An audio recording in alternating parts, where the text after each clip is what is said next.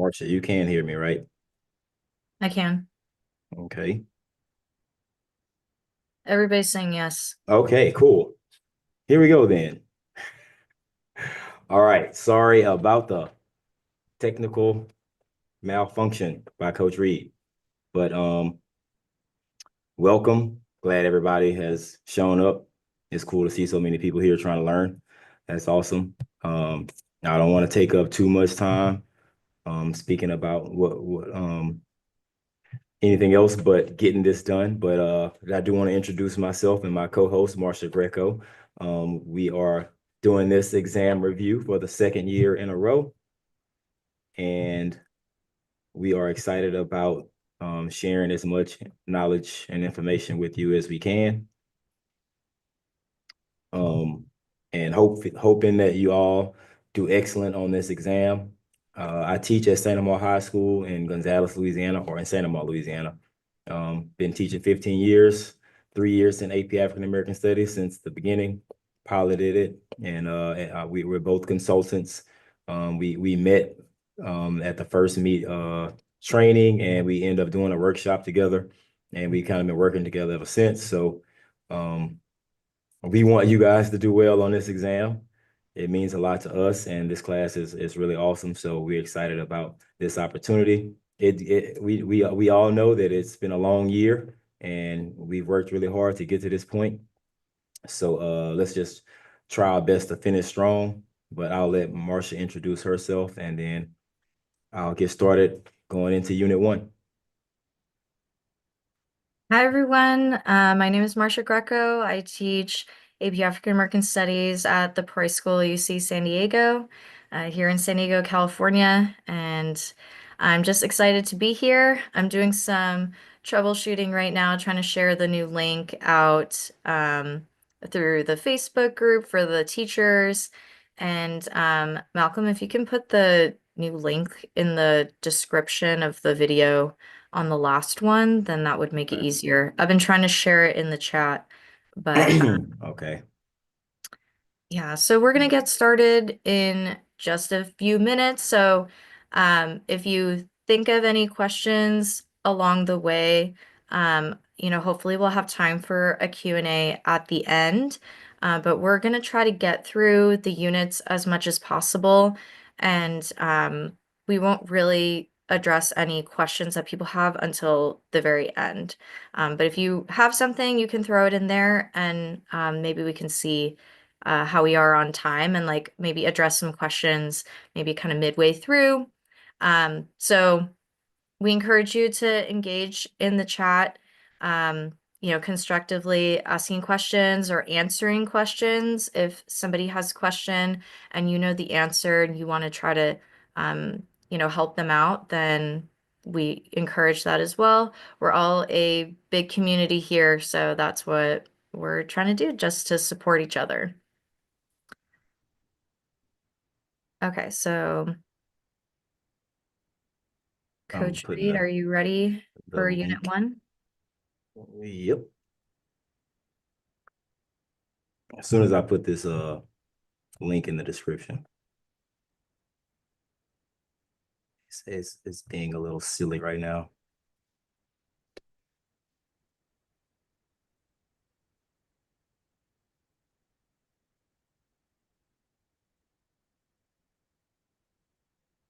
Okay. Okay, I put the new link in the Facebook group as well. Oh, cool, cool. I do want to make sure everyone can, once I share my screen, everyone can kind of see the slides.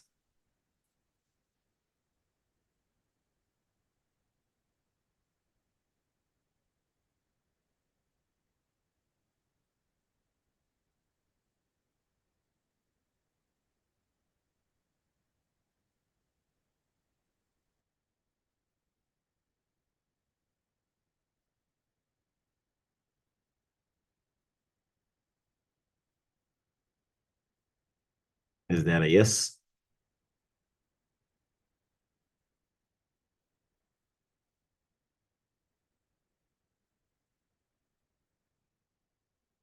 I don't want to start yapping until I know everyone can see the slides though.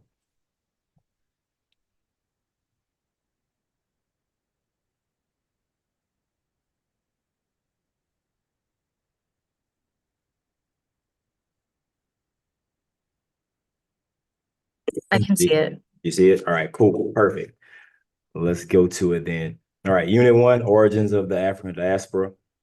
Uh, it's the unit that we all start with, and most people know the least about this unit, but I think it does a great job of setting up everything else.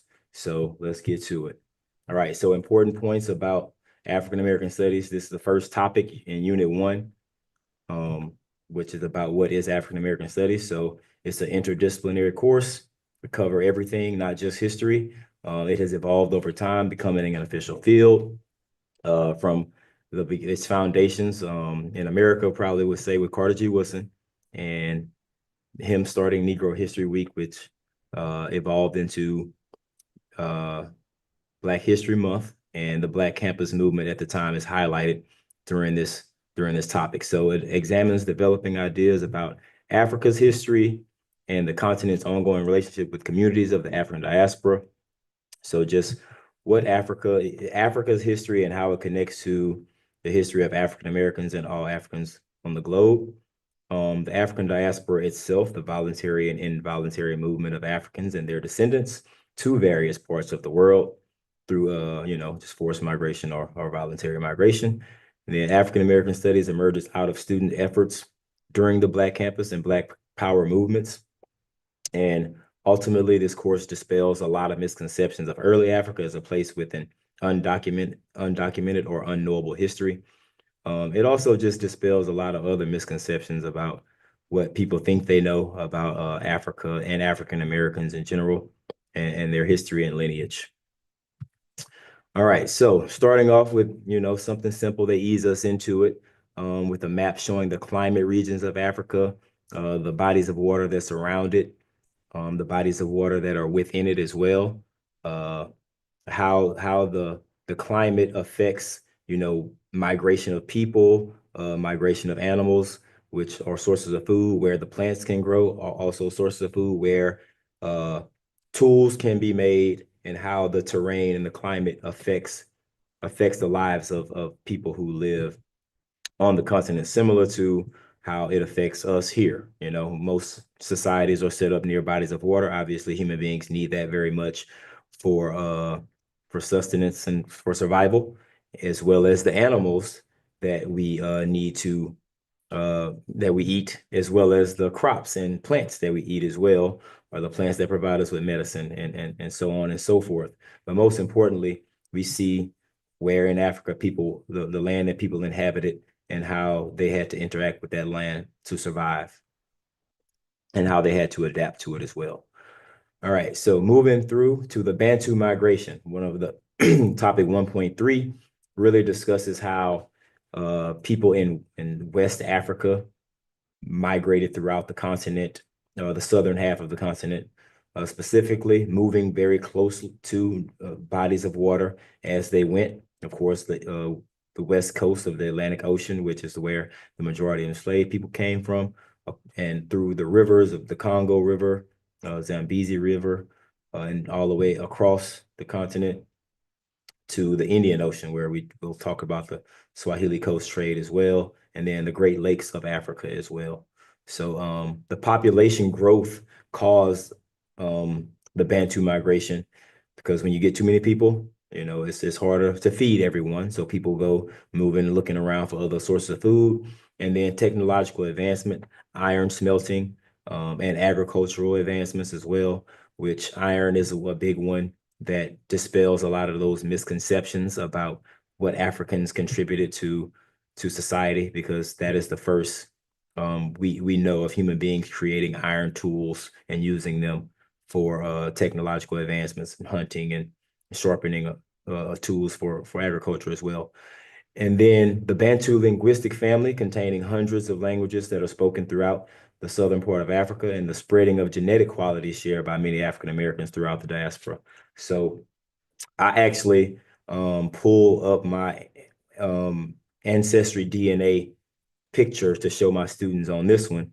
And I had a lot of Bantu migration, a lot of the area there. So it was a direct connection to me personally, as well as allowing my students to see that as well, that, whoever else does that might see the same thing. So when we think about the Bantu migration in Africa's climate and how people move around and migrate, we see that connection to African Americans as well. It's not just a one side or the other. So those genetic qualities that were spread throughout the Bantu migration, as well as the languages, all continue to influence African Americans throughout the diaspora. All right, so moving to the ancient African kingdoms. So they concentrate on four of them. Oops, sorry. Four of them in this topic. The oldest being Egypt, which is so funny that few people even make that connection that Egypt is an African country. Nubia, Aksum, which are all in the Nile River Valley, which is very important as far as trade and history. We think about the Nile River and the role that it played in history in Egypt as far as people who practice Christianity. They understand that Moses got the Hebrews out of Egypt and so on and so forth. But that connection to African history it kind of gets lost sometimes. And then moving from the Nile River Valley, we move west to the Knox Society, where they found the terracotta sculptures, which were something that, the artwork that was produced by those people, being the oldest West African kingdom that they have on record. And then ironworking also going on there. And if you look at the map where the knot culture existed, you can see it's very close to where that first Bantu migration began in 3000 BC. So evidence of a complex society in sub-Saharan Africa is something that I never learned about in schools, but so having that to be able to discuss that in class is very important. I also want to discuss Nubia's relationship to Egypt, because there is no argument about there is an argument about Egypt and the race of its people that still goes on today, but there is none for Nubia. So we do know that those were considered quote unquote Black Africans, but they ruled Egypt at different times. They were the source for Egypt's gold. There was a very close relationship there for thousands of years.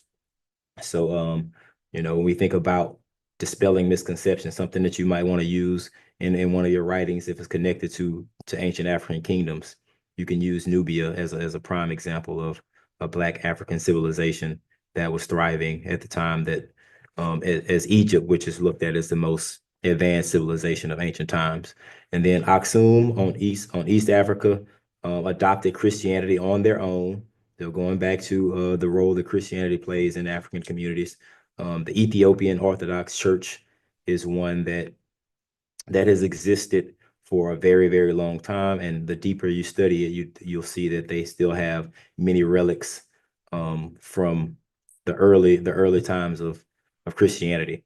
So significance, once again, I guess I kind of mentioned all of this, counter racist stereotypes about Africans without a government and contributions of African societies underpinning political claims of self-rule and independence from the Europeans.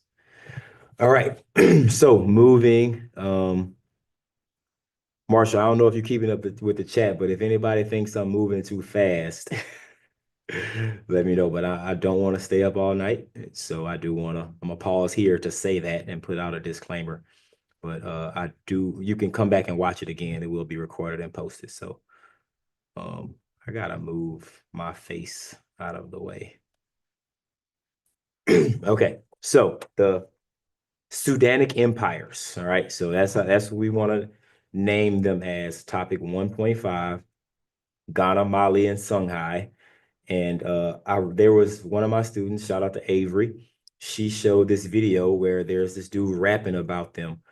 And it's really, really good. Like the bars are dope and the history is good as well. So maybe I can put that in the chat sometime. Or maybe if Avery, if you want here, you can do it. But anyway, Ghana is the first of those three.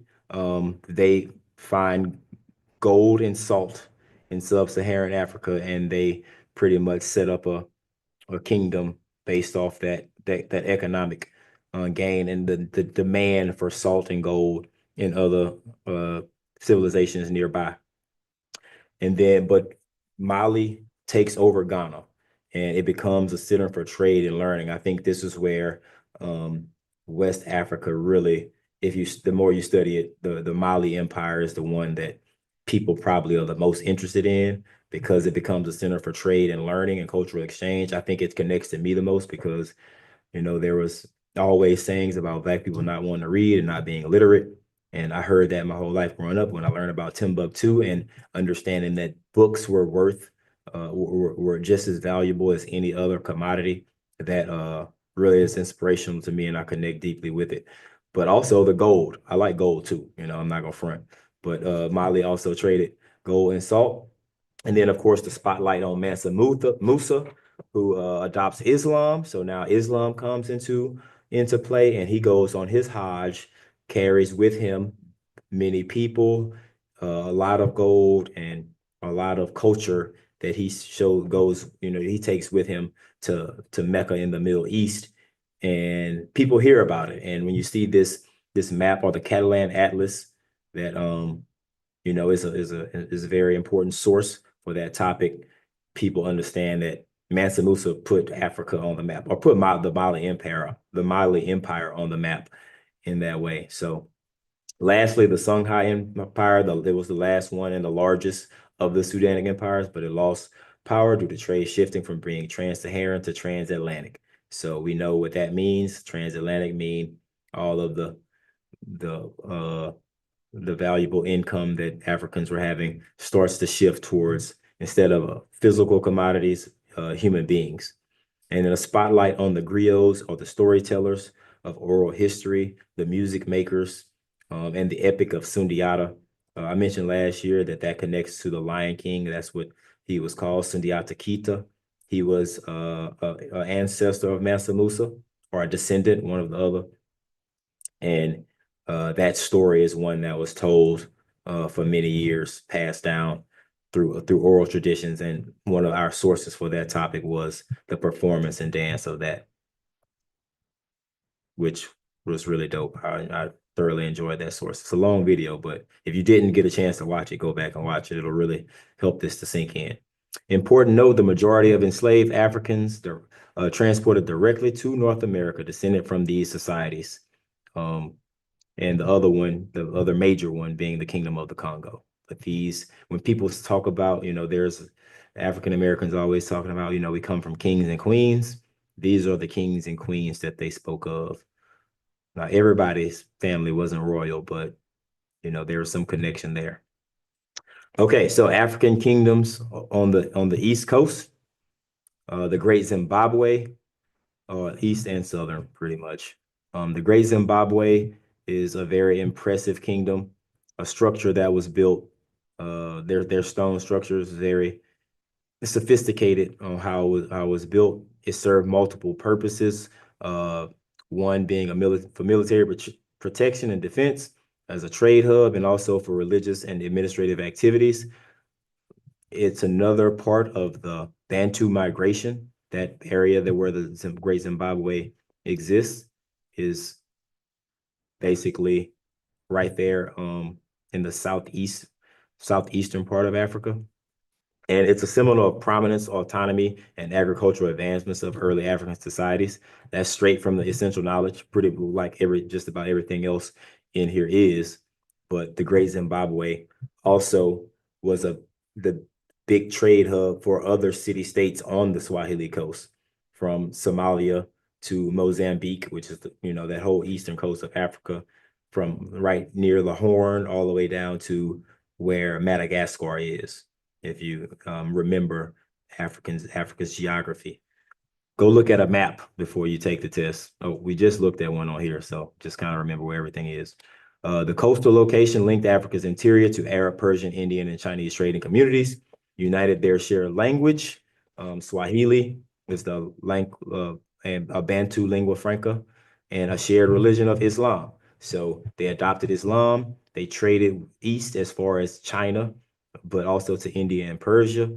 But the Portuguese, you know how they go. once they found out about it, they want it for themselves. So eventually they were able to take control of the Indian Ocean trade, as well as their relationship with the Kingdom of the Congo as I move into that. So they converted to Roman Catholicism under King Nzinga and and his son Nzinga Bemba. I still haven't quite figured that out, but we're working on it. Christianity strengthened its trade relationship with Portugal. So because they adopted Christianity, the Portuguese gave them a level of respect. And then, of course, the religious syncretism, which I didn't really discuss it directly as it related to the topic, but if we think about what that is, we think about voodoo from West Africa to Haiti to Louisiana. We think about candomblé in Brazil and other ways that African belief systems converted themselves into European belief systems, or not converted themselves, but blended themselves, syncretized.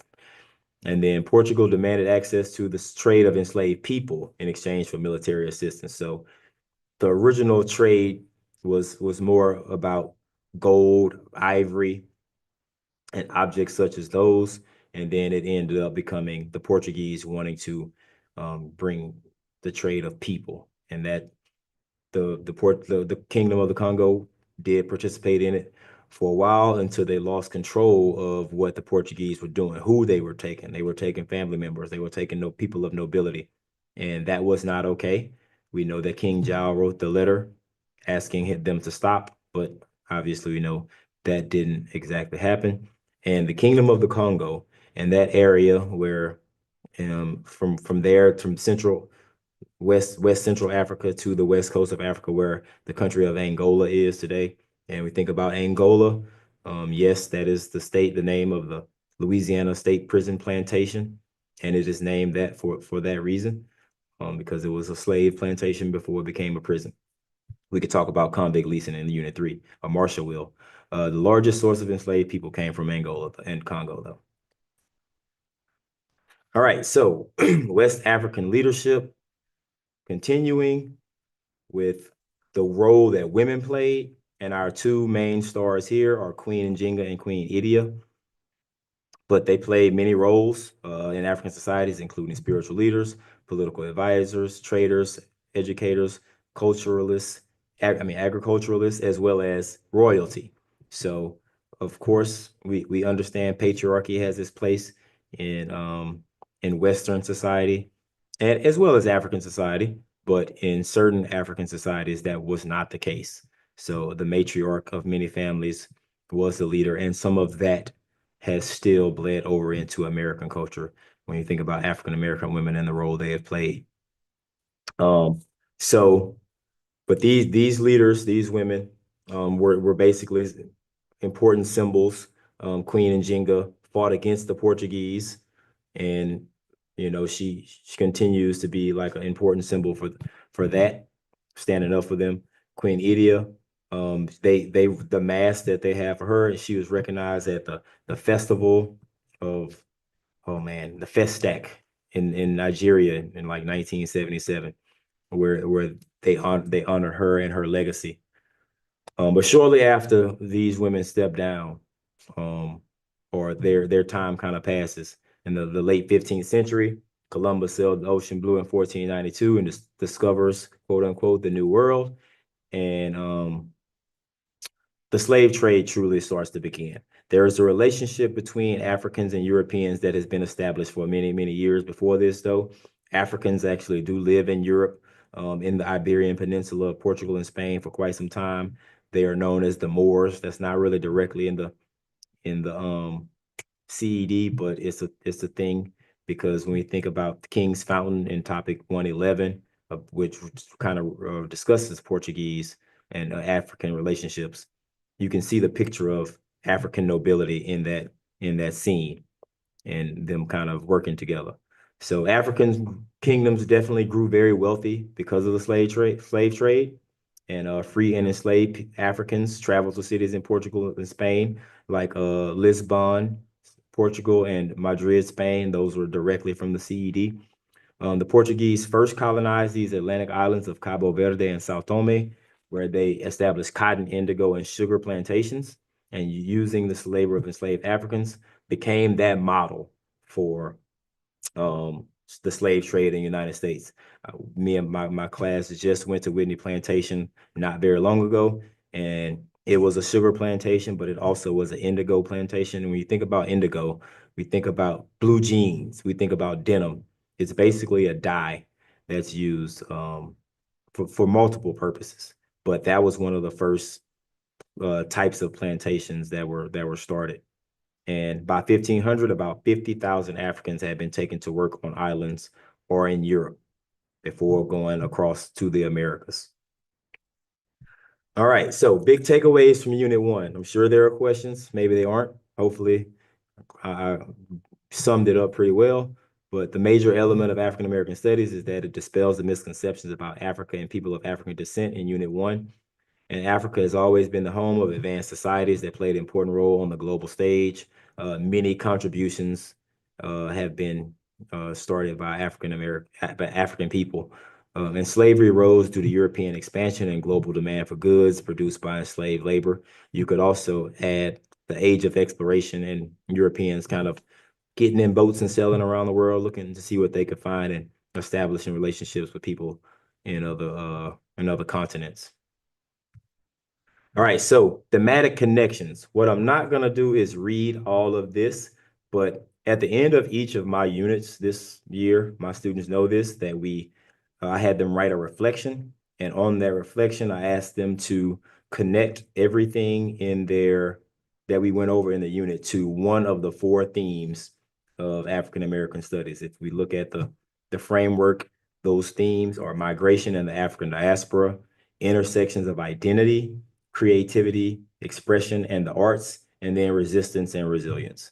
And as you can see, I added as many small details as I could, as if I was writing that same reflection that I asked my students to write, not in as a professional writing form, but just a little bit of a brainstorm that I thought that if I wanted to highlight a few points, and if you want to do the same, because I think it's very important, and Marsha will go through these in thematic connections in units 2 and 3, and I'll do it in unit 4.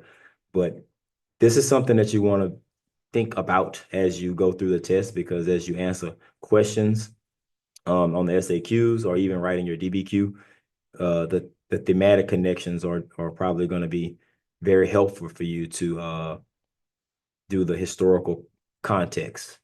So it'll be something that you want to look at. If you want to screenshot this or come back and see it later, feel free to do so. But that's unit 1. Thank y'all for listening to me and my raspy voice today. And I'll stop sharing here, and I'm gonna pass the mic to Marsha Greco over here.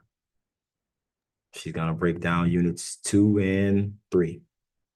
All right. Can you give me screen sharing? You got it.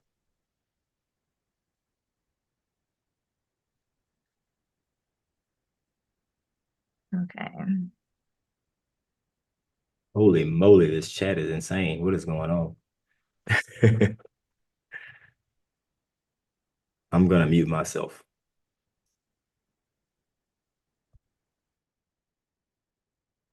Okay. Okay, can you hear me and see everything? Okay. All right, everyone. So let's dive into Unit 2. So we're just picking right up where we left off with the growth of the transatlantic slave trade. But Unit 2 really starts off with, let me see if how I advance my slide here. Okay. It's not letting me advance it. Okay.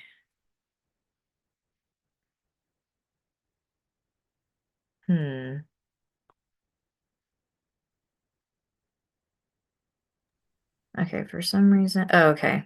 There You it was got it. just All right, there it is. okay, it was just lagging. Okay, so I'm gonna go back. Sorry about that. All right. So, Unit 2 starts out with talking about important um, terms and people. Just want to go through some of that before I delve into the specifics. So we've got important terms and people. Unit 2 starts out talking about Ladinos. So we have people like Juan Garrido and Estevanico who were, what they call intermediaries. So these people spoke multiple languages and they were able to be translators and also conquistadors. And so a lot of times they were helping the Europeans in return for freedom. And then also some other things that we need to associate with the transatlantic slave trade was that there were multiple stages. So we have the journey to the coast and then being imprisoned essentially on the coast. So we have that at these ports of entry or ports of departure, like Cape Coast Castle, Elmina Castle, and then the journey from Africa to the Americas was known as the Middle Passage. So you should associate the Middle Passage with Olaudah Equiano and his narrative about the journey to the Americas. Also, the slave ship diagrams, like the slave ship Brooks, which depicted, the scale and a bit of the conditions on the ship. Also, another thing we want to associate with this time period is commodification. So we want to think about how people, which should not have a monetary value, were given a monetary value through this process. So that's a term that we want to associate with slavery. So it might show up in test questions or might be something that you could talk about in an SAQ or even the DBQ if it's about slavery. So another thing that we want to think about with the transatlantic slave trade is the impact that it had on Africa. So because people were taken from various parts of Africa and then shipped to different destinations, there was a lot of mixing of different people in their destinations. So that created very diverse communities across the diaspora.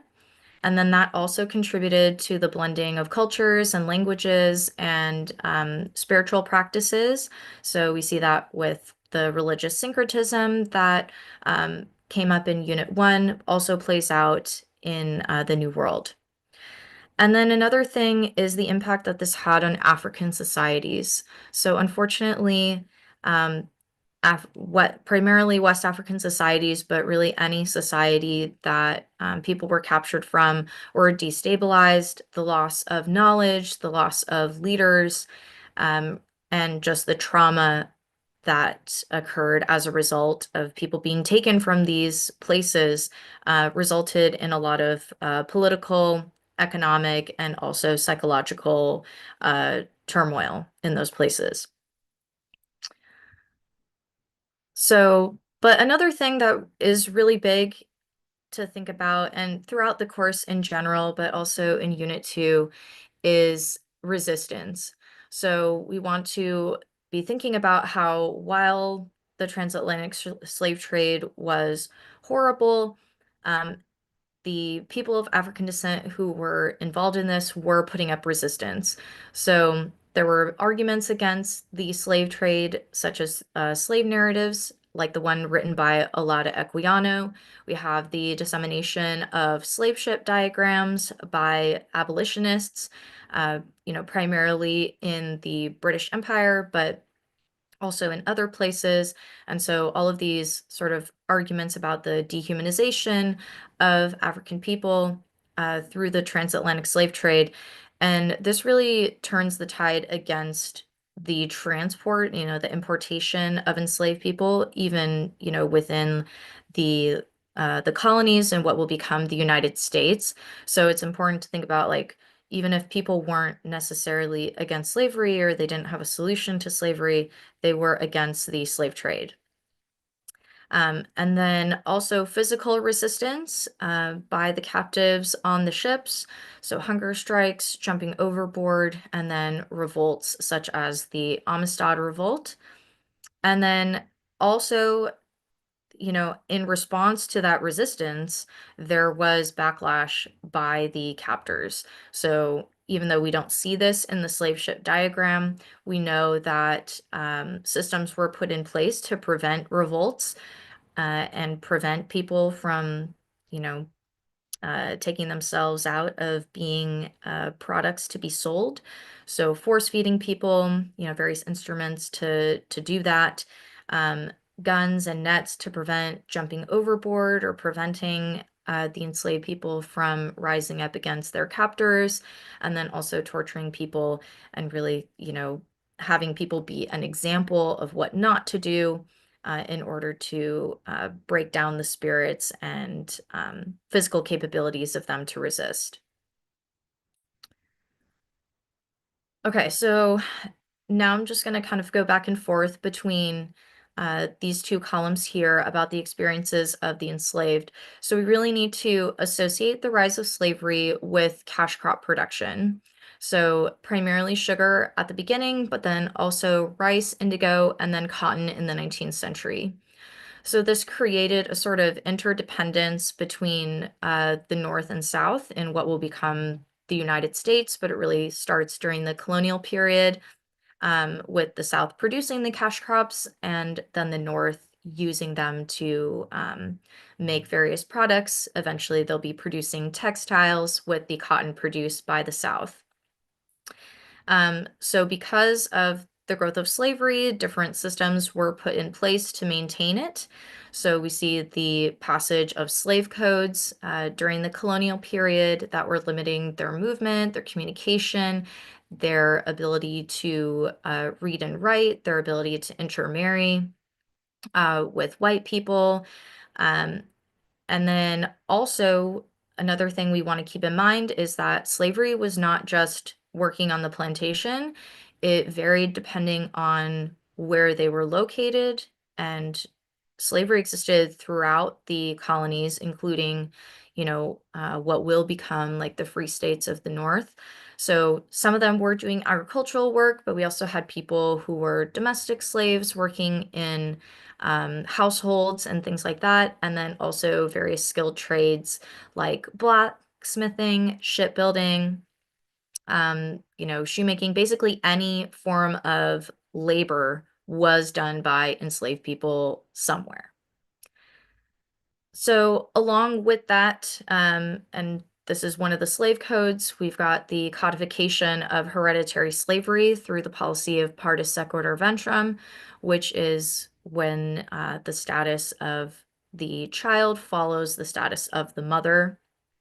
And that was started, through enslaved people figuring out that slave status could be passed through the father. So the famous case of Elizabeth Key, who, sued for her freedom because her father was free. And then after that, they changed the rule to having it based on the status of the mother. The invention of the cotton gin cannot be understated. That basically solidifies the growth of slavery. During the colonial period and during the time when they were creating the Constitution, a lot of the, what we'd call the founding fathers were sort of hesitant about their support for slavery. In some cases, there were some who were definitely in support of it, but tobacco was sort of declining as a cash crop at that point, but the cotton gin really changed that and made cotton profitable to produce and really sets off this growth of slavery throughout the South. So that is going to lead to the growth of the domestic slave trade and the forced migration of millions of people down from the upper South to the lower South in what will be called the Second Middle Passage. And then people were, sold off in slave auctions. And so a big thing that we want to associate with slave auctions is family separation and how people, unfortunately, were separated and lost track of their loved ones, in many cases, forever. Also, we have to remember that slavery was not just practiced by white people, but also by other people who were in like positions of power. So the five civilized tribes, in an attempt to try to prove that they were civilized and had a right to their land, they also practiced chattel slavery. And so when they were forcibly removed by the federal government in the 1830s, they took their enslaved Africans with them. And then another thing that we want to associate with slavery is the wealth gap. So, because enslaved people did not get any benefits or very, very little benefit, if any, for their labor, this created a gap between African Americans and primarily white people who were benefiting from the labor that African Americans were doing. Another thing that happens during this time period is the Fugitive Slave Act, which was part of the Compromise of 1850.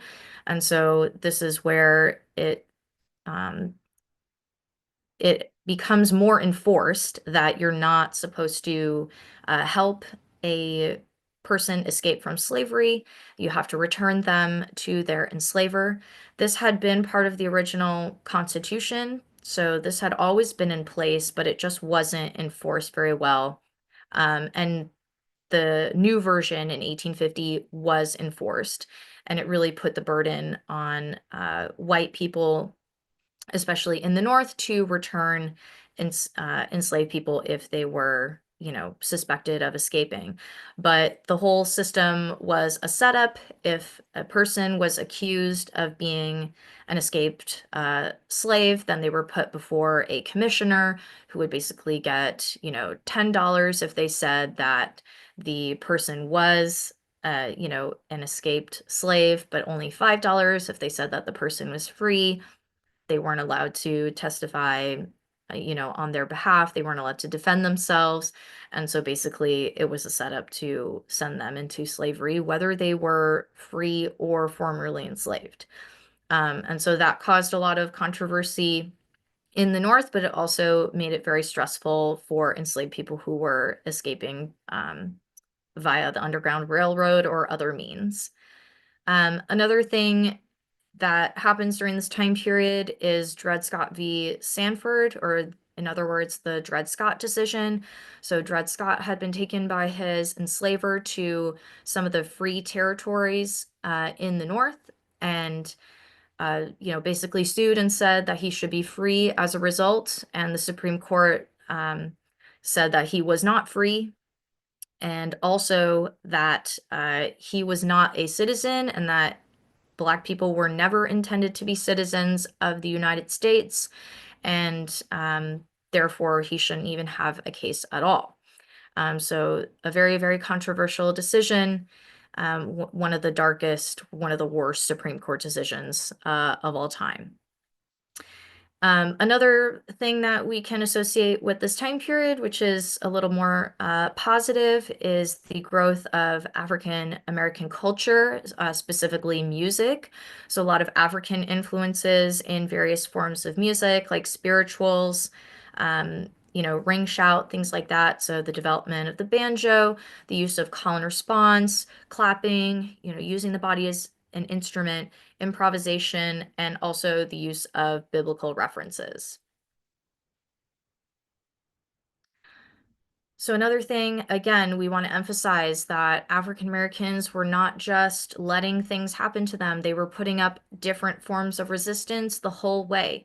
So we have political, intellectual, and cultural resistance.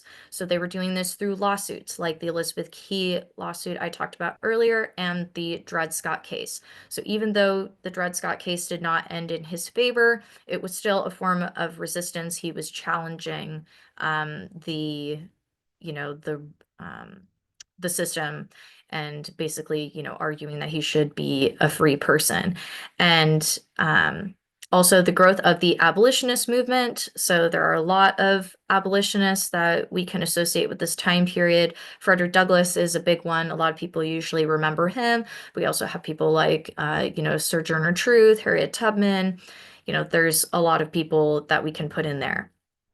And then all throughout this, just the sheer maintenance of African culture through art, music, dance, we could argue is a form of cultural resistance.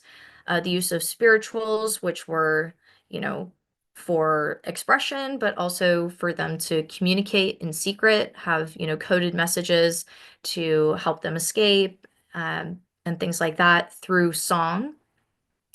Also, the dissemination of anti-slavery literature, like slave narratives, like the one written by Solomon Northup, 12 Years a Slave, and Harriet Jacobs' Incidents in the Life of a Slave Girl. So these were specific arguments against slavery.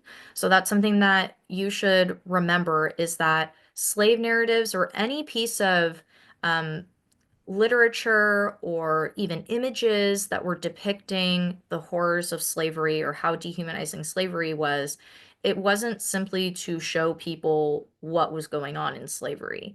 It was always to do that in order to get people to support the abolition of slavery, in order to advance the cause of abolition. So you should just always know that that is always going to be the purpose. And College Board likes to ask questions about that specific concept. We also have the rise of the immigration movement, people arguing that things were clearly not working out in the United States, that they would never be considered equal, so they should just move to a different place where they could have more opportunities and freedom. So Martin Delany was one of the leaders of that conversation.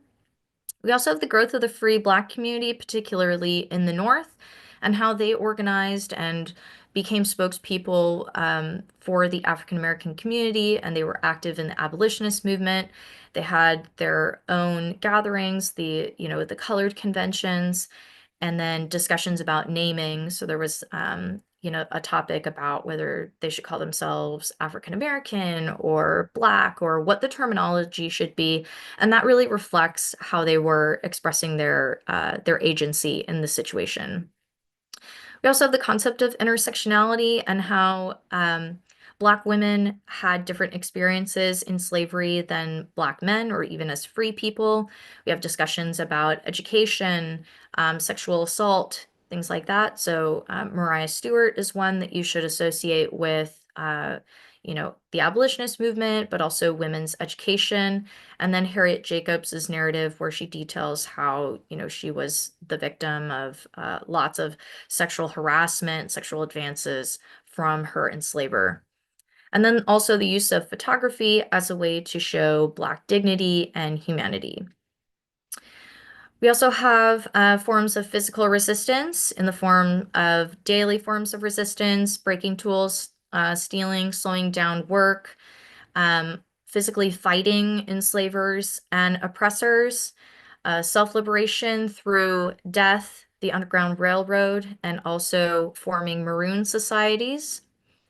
And then we also have the idea of radical resistance or rebellions. So there were a ton of different examples of this, like the Stono Rebellion, Haitian Revolution's a really big one, the Louisiana Slave Revolt, or also known as the German Coast Uprising, Nat Turner's Rebellion, Denmark Vesey. People you should associate with radical resistance are David Walker and his appeal, and also Henry Highland Garnet. And Harriet Tubman did more than just lead the Underground Railroad. She was a Union spy, and she also led the Combahee River Raid in the Civil War. And then another thing that is important to remember is that throughout all of this, anytime there was some degree of, you know, failure, I guess you could say, like they were unsuccessful in their resistance, like in the Stono Rebellion, for example, that often resulted in harsher laws and or treatment.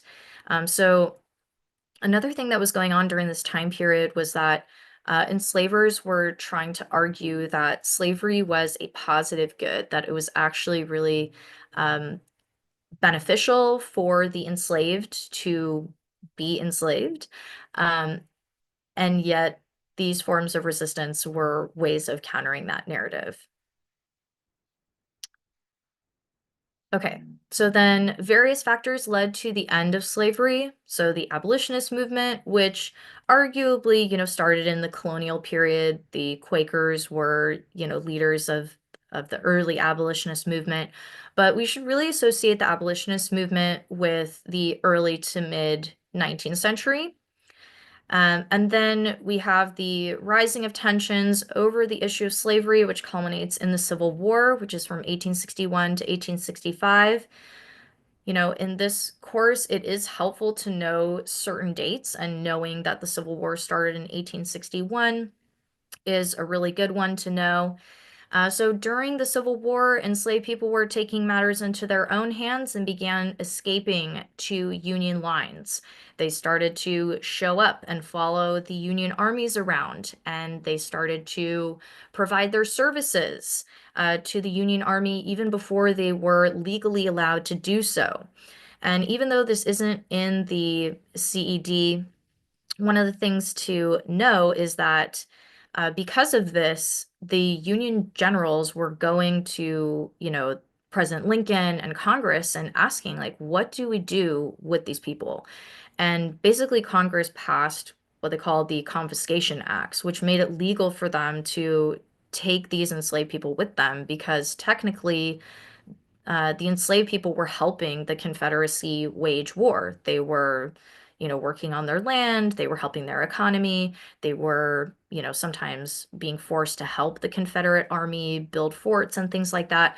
So they were, technically able to take these people because they were, contraband of war.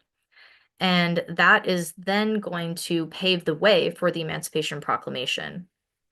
Another thing that was happening during the Civil War, though, was that once the war became about ending slavery, there were many white people in the North who were against being drafted into the Union Army. They were not interested in fighting for freedom for enslaved people. And so that contributed to their opposition to serving in the Union Army. So the Emancipation Proclamation goes into effect January 1st, 1863. This applies to enslaved people in the Confederacy. So it freed enslaved people in the Confederacy only. And those people either self-liberated, they left wherever they were, or they were liberated by the Union Army. A lot of times, even if enslaved people knew about the Emancipation Proclamation, they were not actually able to leave wherever they were, and they had to wait for the Union Army to come through and help them, leave their plantation or wherever they were at. And then we also have Juneteenth, which is, the notification of the people in Galveston, Texas, that, they had been freed by the Emancipation Proclamation, and that eventually becomes a federal holiday and is a symbol of freedom. And then the 13th Amendment, which was passed and ratified in December of 1865, officially abolished slavery throughout the United States. So there were the 5 remaining border states that were part of the Union that still had slavery, and the 13th Amendment got rid of that. So big takeaways from Unit 2, enslavement dehumanized and commodified African Americans, but not all African Americans were enslaved. And remember, they worked a diverse range of jobs, and so not all of them worked on plantations. They used a variety of direct and indirect forms of resistance and were always trying to exercise agency whenever they could, even if it resulted in harsher conditions. And also, the abolition of slavery happened in large part due to the efforts of African Americans themselves. So, even the Emancipation Proclamation was really, brought on by the fact that enslaved people were running away to Union lines in the Civil War. So then various thematic connections, there's a lot here. So similar to what was done with Unit 1, I'm not going to read all of these, but you want to think about forced migration versus voluntary migration and the different things going on with that. Intersections of identity. So, forms of identity that were dictated by law, and then also ways that African Americans began to think of themselves and their role in society. And then different forms of creativity, expression, and the arts. So the growth of African American culture during this time, um, and also using that as a form of resistance. And then the various forms of physical resistance and, daily forms of resistance that are listed here. So a lot going on here, but that is Unit 2. So you can take a screenshot of that or come back to it later to take a look at everything here. I also want to give credit where credit is due. A lot of these things and the categorizations were put together by one of my students. So shout out to Eldana who put a lot of this together. Marsha, I want to jump in right quick because I forgot something. Okay. If you don't mind, you don't have, you can go to your screen. You can stay keep it on your screen, but I want to go back up. I'm jumping the gun here a little bit, but I didn't do the source analysis thing for Unit 1. I skipped that. Oh, okay. So there's no words there. Did I do that wrong? It's blank. I promise that there is actually a thing here. No, no, it's an Okay. Oh, it's animation. Sorry. animations. Cool. So I'll put it there. my bad. And also great job getting through Unit 2. Unit 2 is brutal and it's the most it's the biggest one. And I saw some people talking about where they're gonna all be created equally as far as percentage of the test, and that's a no. Unit 2 is the biggest one.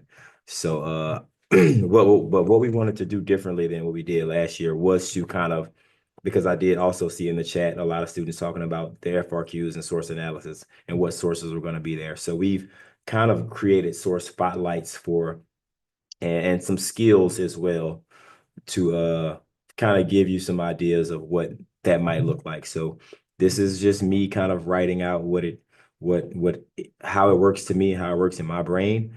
But I use the triple crucifix from the Kingdom of the Congo in topic 1.9, I believe. And the content connections, it connects to the Kingdom of the Congo, obviously, and Africa's relationship with Christianity and Portugal, the beginning of the slave trade because of their relationship with Portugal, and then religious syncretism, which is topic 1.7. That really dives deep into that. So looking at the audience, obviously, this is the audience of this source or this crucifix itself would be citizens of the Kingdom of the Congo who may have been reluctant to convert to Catholicism because there wasn't, people had their own belief systems that they were practicing previous to this. So creating a bigger relationship by converting more people helped the Congolese noblemen and leadership to get more trade and make more money. So the noblemen and priests who keep the crosses at worship services are also the audience. So they were probably the ones who were keeping up with these crosses and distributing them or using them as symbols in services. And then Portuguese traders who see the cross and are reminded of that relationship. And other African kingdoms that may have been under Congo or Portuguese control or had relationship with them, they see that the Congolese have adopted Christianity and they might want to join in as well. And I'm pretty sure that happened. Or if a group of people may have been conquered by the Congolese or the Portuguese, this crucifix might have been something used as a tool or a symbol in that case as well. And then the purpose to convince citizens of the Congo that Christianity is an acceptable religion that shares symbolism with cultural traditions, and conversion to Christianity strengthens the trade relationship between Portugal, leading to the Congo's increased wealth. So that purpose and that's all of that is just me looking at the essential knowledge basically, that I either from my brain that I remember from stuff or going back and revisiting the notes that I share with my students. So as you think about that skill to see audience, purpose, context, and what's the other one, Marsha? Mrs. Greco?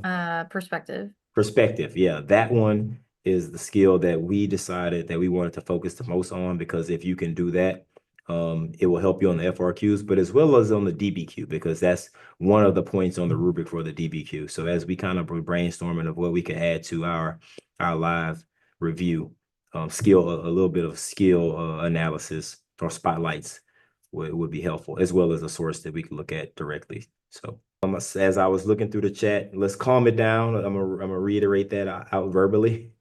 Let's get it together and focus on the task at hand. And then I'm gonna post the rest of those links for the Quizlets that I made because I saw someone ask about that. So I'll get that. I'll get the other ones out to you. They might not be exactly what your teacher went over. I'll keep it real with you, but it's what I made for my class and that based off what we how we structured it. So good luck with it. All right, so that's a perfect segue to the Unit 2 Source and Skill Spotlight.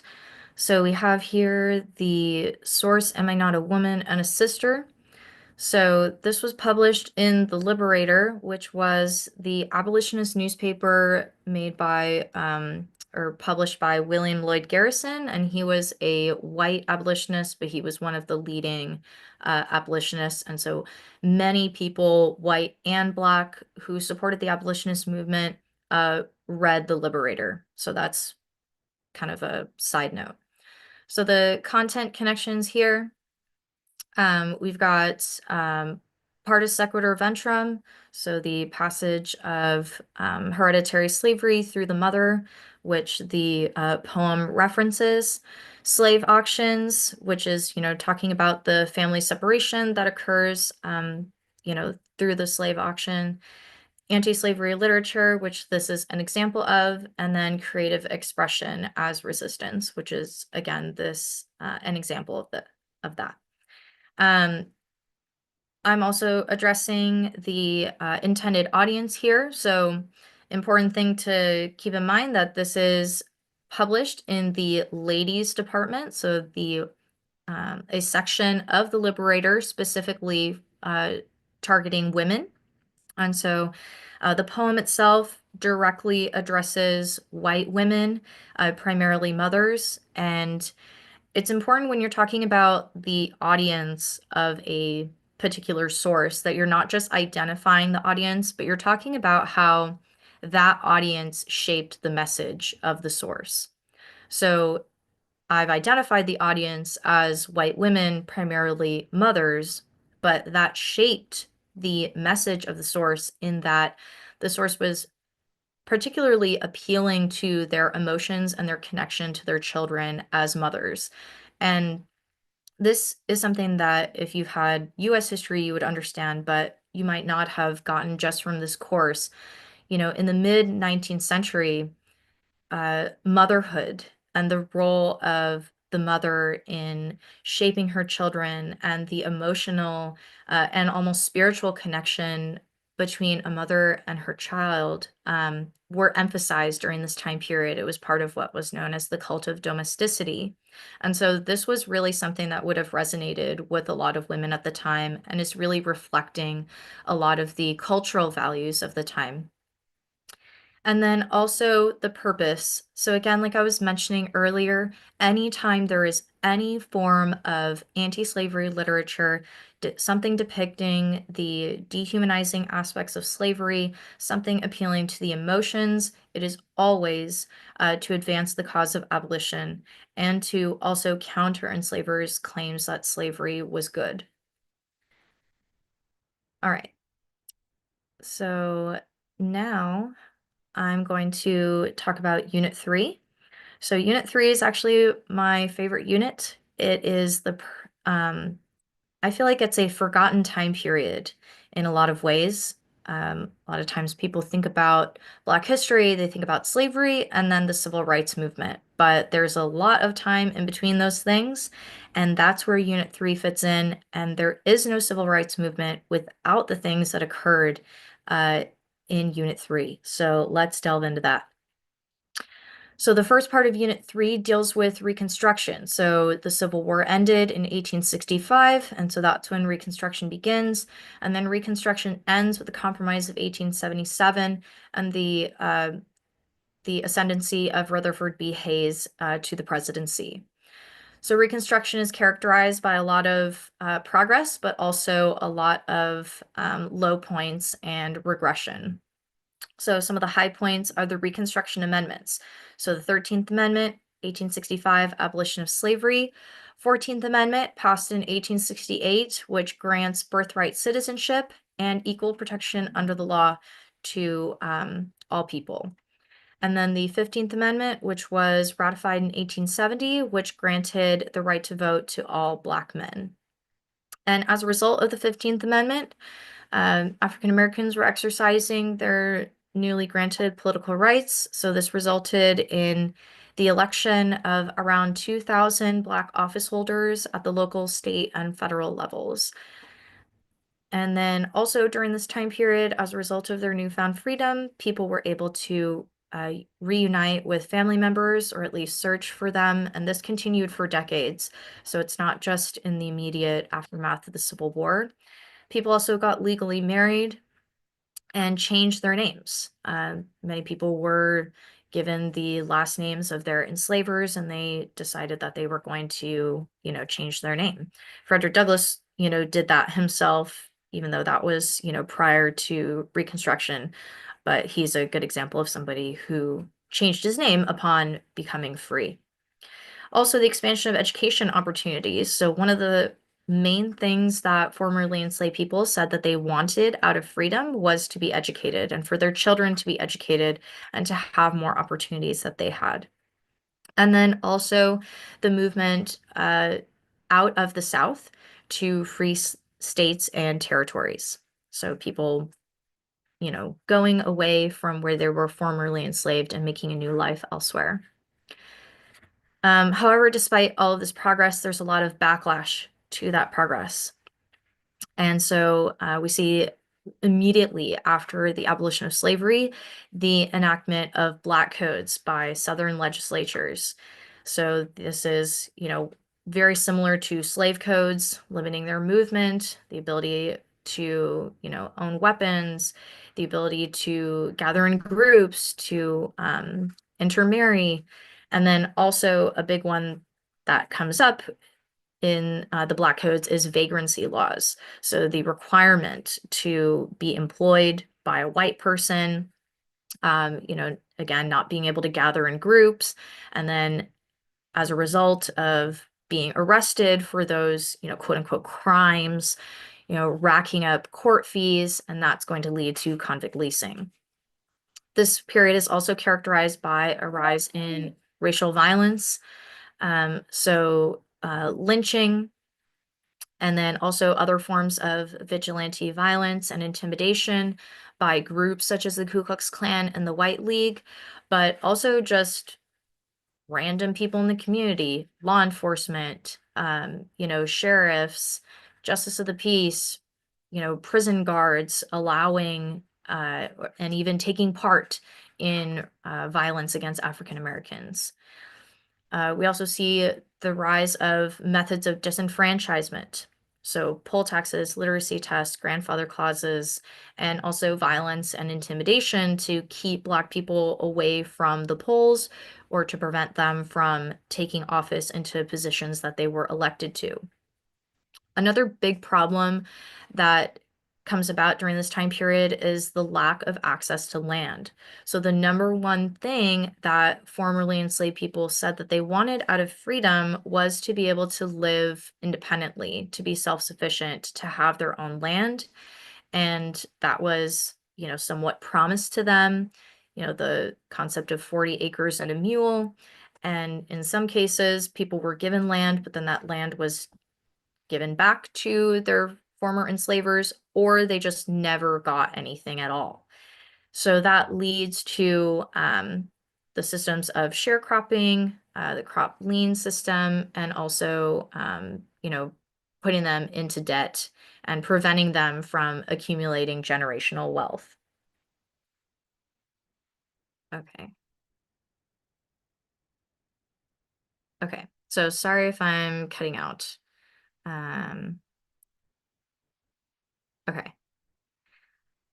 All right, so everybody can see the slide. So even if I cut out slightly, you can see it. Okay, so another thing, so at the end of Reconstruction, we should think about this as now entering what we call the nadir of race relations. So that goes all the way to the beginning of US involvement in World War II, which is in 1941. So the first thing that we want to think about when we think of the nadir of race relations is Jim Crow laws. So this is where we have segregation by law, or de jure segregation. And this is given the stamp of approval by the Supreme Court in the case of Plessy versus Ferguson in 1896. We also have different Southern lynch laws that justify racial violence, stereotypes of Black people that sort of justify and also fuel the violence. The myth that Black men want to sexually assault white women, false accusations of Black people committing crimes, sort of minor violations like the violation of vagrancy laws, or even showing disrespect towards a white person could result in mob violence. The Red Summer of 1919, which is a response to the Great Migration, which I'll talk about later, and then also other instances such as the Tulsa Race Massacre of 1921. But again, African Americans are not simply letting this go. They're putting up various forms of resistance. They're speaking out about these issues. So Ida B. Wells, leader of the anti-lynching effort, so she did investigative journalism where she pretty much debunked the myth that Black men are trying to rape white women. Various expression through literature, poetry, and music. So We Wear the Mask by Paul Laurence Dunbar, If We Must Die by Claude McKay, Lift Every Voice and Sing by James W. Johnson, and then The Souls of Black Folk by W.E.B. Du Bois. Oh, there's a little typo in there. So all of those are things that we can associate with this resistance to the nadir. And then we also have the concept of racial uplift. So this concept that they are going to improve their status in society, and also how they view themselves and how others view them. So the way that this is achieved is through various means, such as education, and we had various approaches to that, such as Booker T. Washington and his belief in vocational training, W.E.B. Du Bois and his liberal arts education emphasis, Anna Julia Cooper, who promoted women's education, Carter G. Woodson, who promoted the growth of African American studies, and also women's leadership throughout this time period was really important. So the formation of national women's clubs, the whole, lifting as we climb motto. We have people like Anna Julia Cooper, Mary Church Terrell, Nannie Helen Burroughs, who are leaders in that. We have the expansion of HBCUs and Black Greek letter organizations, which is the Divine Nine, and then other forms of artistic expression that were, emphasizing these ideas. We also have the Back to Africa movement, which was promoted by Marcus Garvey, and ideas of Pan-Africanism. And then also during this time period, there was a lot of growth of political and religious institutions, which were laying the organizational groundwork for the eventual civil rights movement. So the NAACP, UNIA, the role of the Black church was really important in growing leaders who would eventually become leaders of the civil rights movement.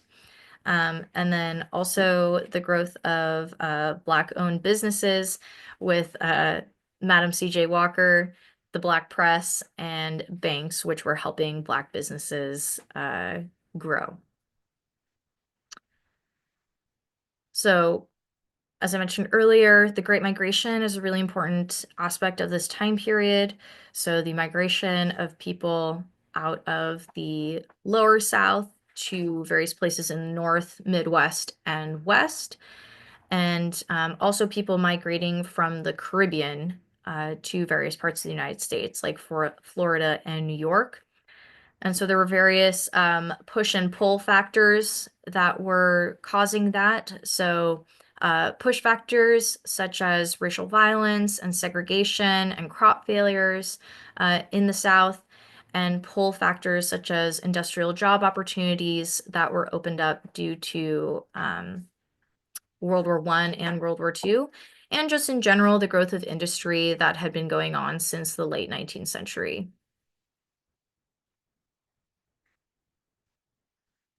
So another big thing about the Great Migration we need to remember is not just what happened in the Great Migration, but what happened as a result of the Great Migration. So this resulted in the expansion of culture throughout different parts of the country.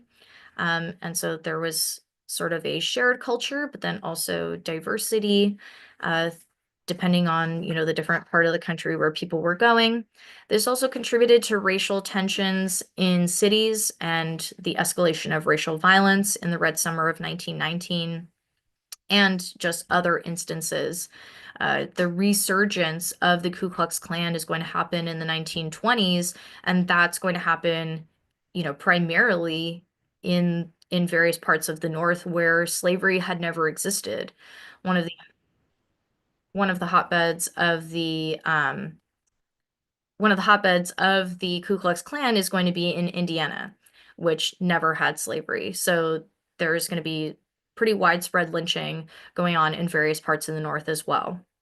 But this also contributes to the growth of African American culture and expression, and that leads us into talking about the New Negro movement and the Harlem Renaissance.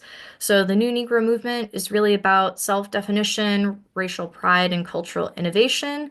And the Harlem Renaissance is more specifically about the artistic and literary expression of that.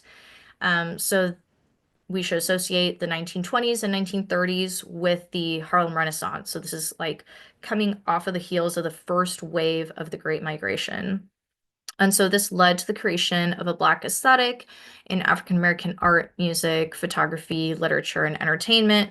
So you have a whole host of figures there through the various forms of artistic expression that you can, see there. And I won't necessarily read off of the slide.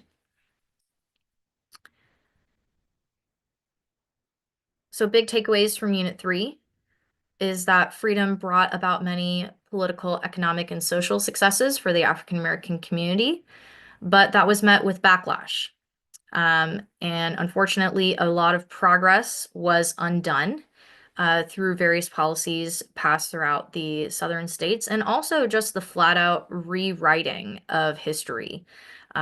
Even though the Civil War was about slavery, the South will begin to say that it was not about slavery. They'll perpetuate the lost cause myth of the Civil War. They'll start to say that slavery, was good and that everyone was happy, that, slaves were happy and all that sort of stuff. A lot of the same things that they had been saying during slavery, but they're really bringing that back. The glorification of the Confederacy, and their role in the Civil War. And people like W.B. Du Bois are going to try to debunk all of that, and that's going to, emphasize the need for Black history and an accurate history, which is a battle that we're still fighting to this day. So this period was also characterized by racial violence and oppression in the nadir of race relations, but throughout all of that, African Americans were resisting in all different types of ways, and they still found ways to achieve success and improve their lives as a community. And also really important to note that this period brought about an increased self-awareness and celebration of Black identity and culture. It set the groundwork for what will become the civil rights movement. And then lastly, or I guess we got a couple things here. So our thematic connections. So again, you can look at these later. You can take a screenshot or come back to the video. But we have various forms of migration or different things associated with the migration of African Americans throughout the United States and across the diaspora, really.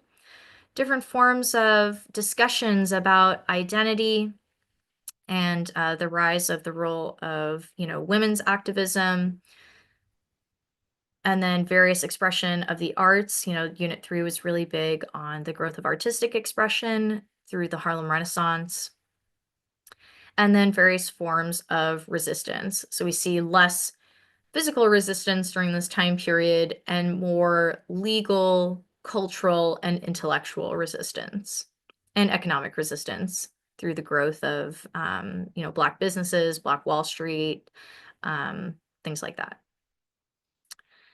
And then closing out Unit 3, our source and skill spotlight. So the amazing poem We Wear the Mask by Paul Laurence Dunbar, written in the same year that he wrote The Colored Soldiers, which was also one of the required sources for the course.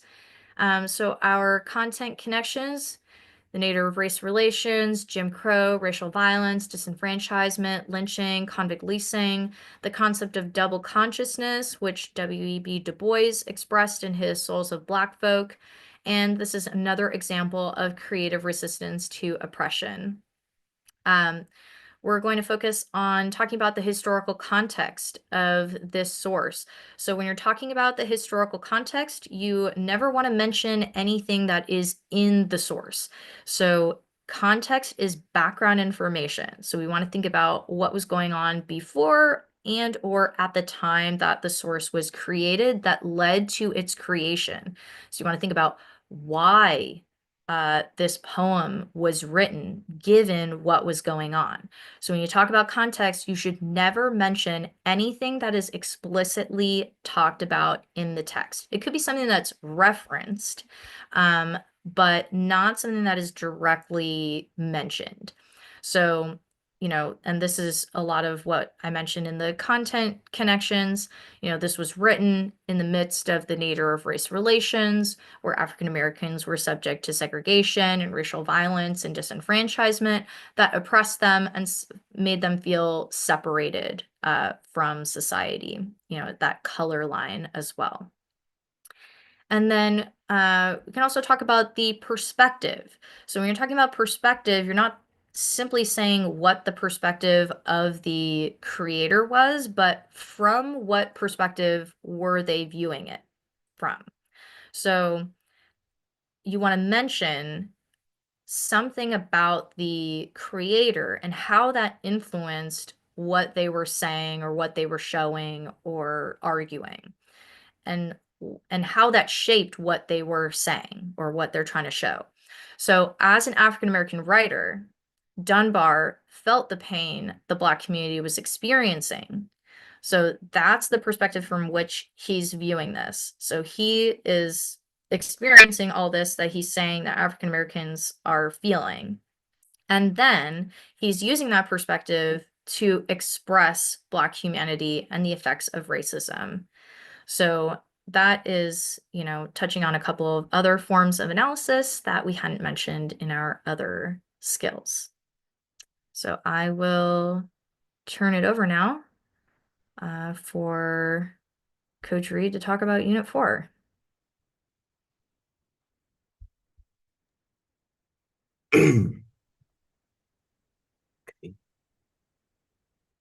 Thank you so much, Marsha. I'm trying to get my video working. I guess. Oh, there. I'm back. But yeah, thank you so much for running through those two units. Unit 3 definitely is my favorite as well, because like you said, it's kind of that lost and forgotten history. You think about it went from Frederick Douglass and Harriet Tubman to straight to Martin Luther King and Malcolm X and Rosa Parks, of course, because she's everywhere too. But yeah, so going back and relearning that history is probably the thing that kind of changed the way I see U.S. history more than any other period, because it's not taught on either side. Like it's kind of just glossed over. Like Civil War ended, slavery ended, Plessy versus Ferguson, that was it, and then Civil Rights Movement. So I would say to all of the students to really kind of lock in on that on Unit 3 and make sure you kind of get the general idea. If you look at the themes that Marsha laid out and how those connections work, then that'll be very helpful for you, because I know that if I had to guess that unit, which other unit will be more prevalent on the exam and make more connections after unit 2, obviously, it would definitely be unit 3. So not saying that unit 1 and 4 are not in there, but we have to remember that unit 1 is 11 topics. Unit 2 is 24, unit 3 is 19, and unit 4 is 21.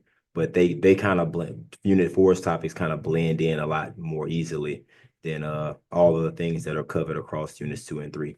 So just be mindful of that. And hopefully as many of my students are in, and any other teachers who have not had a chance to really get into unit 4, I'm gonna really try to do my best to lock it down, and I try to add a little bit more than I shared in unit 1. So let's go into it. Hopefully everybody can see. Can I hide this? Like, can I get rid of this thing? All right. Let's do this too. All right, cool. Ain't gotta see my talking head.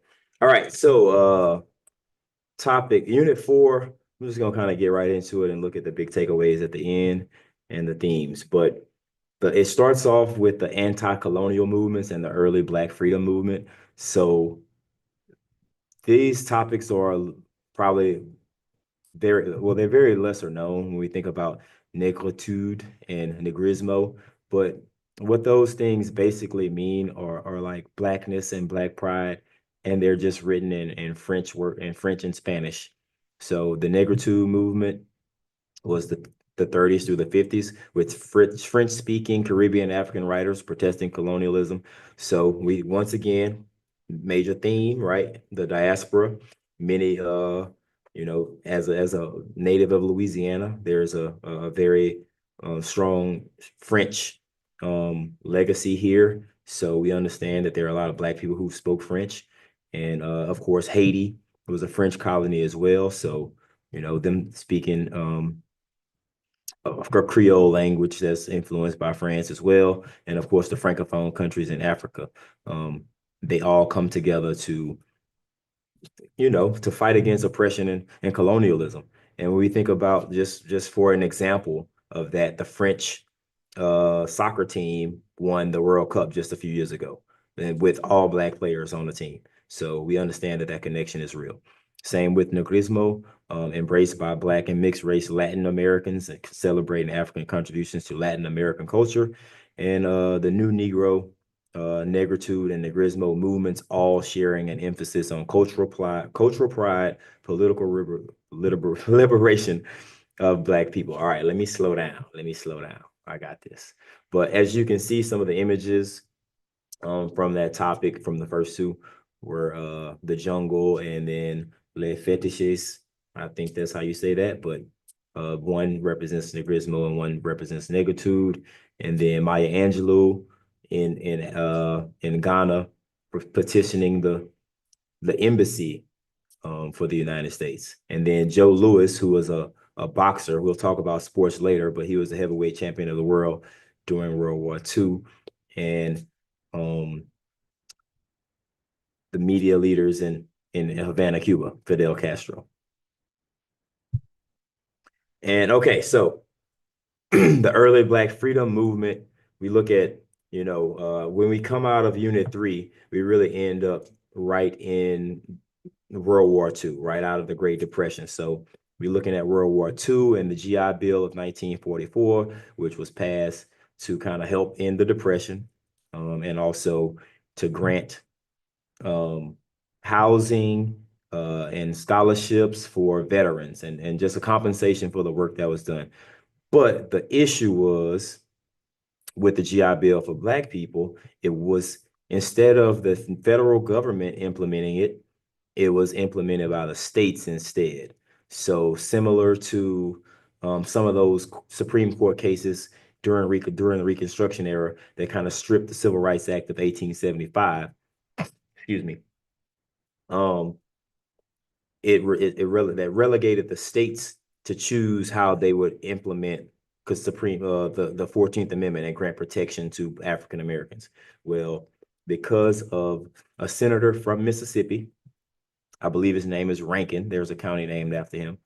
He they passed the GI Bill, but the states had to implement it. So that created housing discrimination. So states would say, hey, even though you fought in World War II, you're an African American, so you can't get the benefits for housing specifically, because housing discrimination, it also leads to it denies upward mobility for home ownership, which is like the #1 way to gain wealth in this country and pass generational wealth down. But it also affects schooling, where you go to school. So they wanted to keep those schools segregated, obviously. And of course, Plessy versus Ferguson is playing a role in that, the whole idea of separate but equal. But we know that that equality wasn't really a part of it. So, the redlining districts, not just in southern states, also, we got to understand that this was a thing that happened all throughout the country, that states would deny African Americans rights to buy homes in certain areas because they wanted them to remain all white. And that's how the suburbs were built in that same way. And that effect of denying Africans upward mobility through home ownership and economical gain also increased and exacerbated poverty in Black communities. So James G. Thompson writes in the Pittsburgh Courier in 19, I'm gonna forget the year, I should have wrote it down.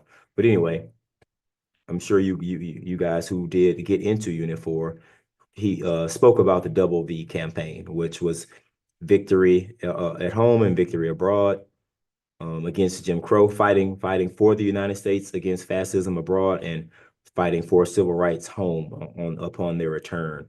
So some of those source images are the Tuskegee Airmen, which if you've seen the movie Red Tails on Disney, that definitely is one you could watch before the test and get an idea of what that was. Many people watched 6888, which just was released in December, I believe. So everyone kind of knows about that now, but most people didn't before. But we think about an all black female brigade, as well as an all male flight brigade. And then I add this story of the blinding of Isaac Woodard, who was a World War II veteran who came home, was on the bus trying to go, just headed to his house, and he was stopped and attacked by men on the bus before he made it home, and they blinded him. So even as a veteran who served the country, they will return home and have to face such things as being blinded or even murder in some cases. So continuing with the theme of de facto segregation, even remained after Brown versus the Board of Education, which ruled segregation unconstitutional. The Brown versus the Board case pretty much overturned Plessy versus Ferguson, which it actually did use the lone dissenting argument of Judge Harlan in the Plessy versus Ferguson case, who said that the Constitution was colorblind and separation separate but equal is not constitutional. Important factor in that is the name Thurgood Marshall, who led the case, and his influential mentor Charles Hamilton Houston, who pretty much went and did research about separate but equal, especially specifically in schools, using the new technology of video cameras to go out and film and take pictures of schools, of Black versus white schools, to show how unequal they were.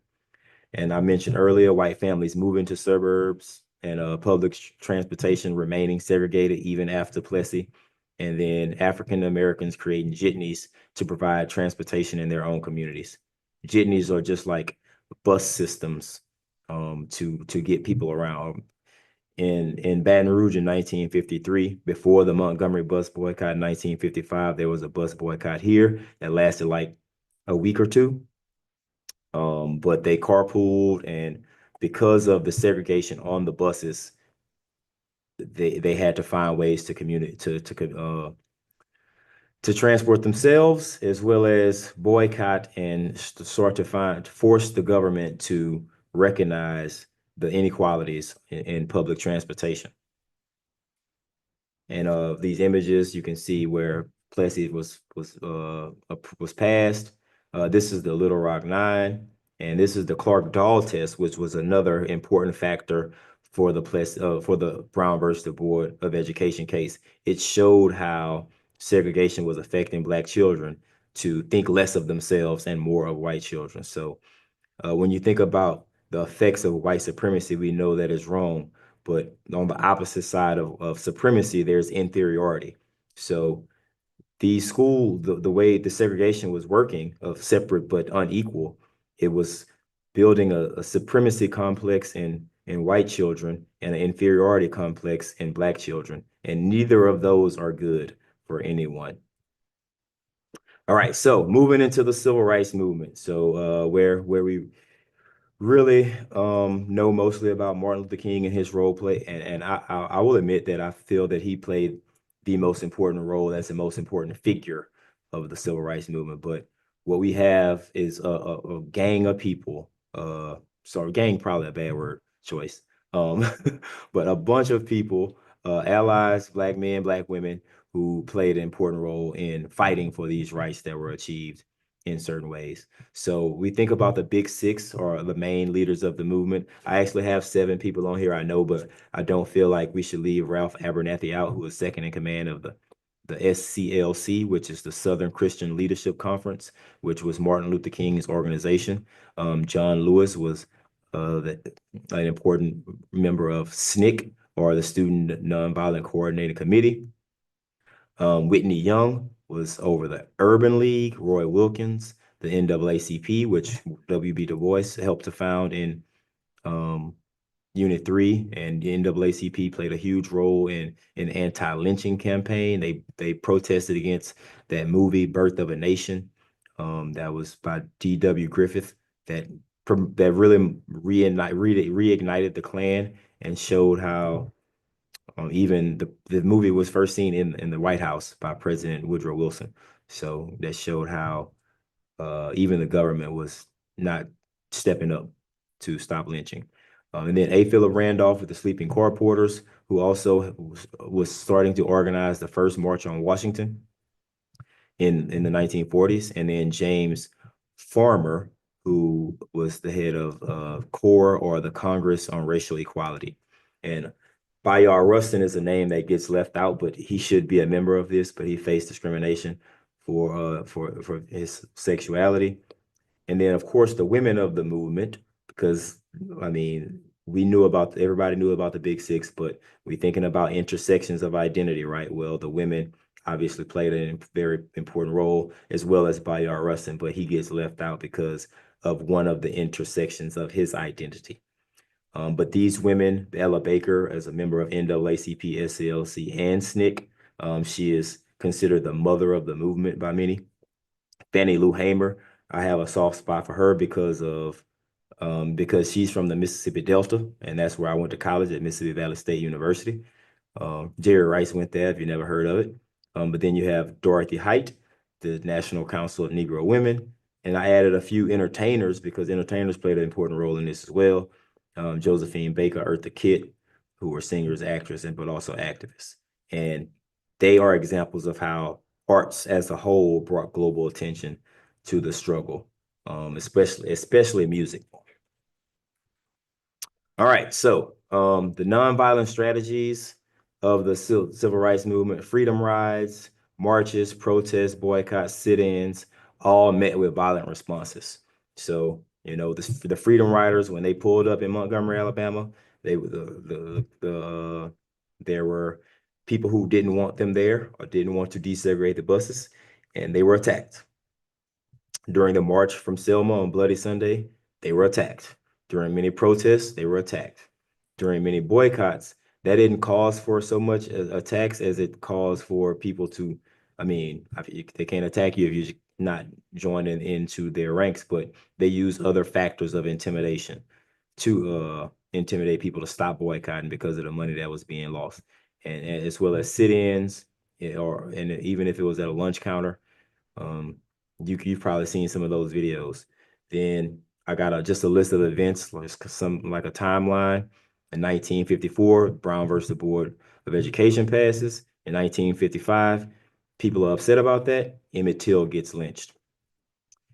In December of 1955, the Montgomery bus boycotts begins, led by Martin Luther King, but Rosa Parks, who didn't get up from her seat. It wasn't just because she was some tired old lady, but she was a member of the NAACP. I believe she was a secretary, and she said that she thought about Emmett Till when she didn't get up from her seat. I probably should add the fact that Claudette Colvin had already done that before her name gets forgotten.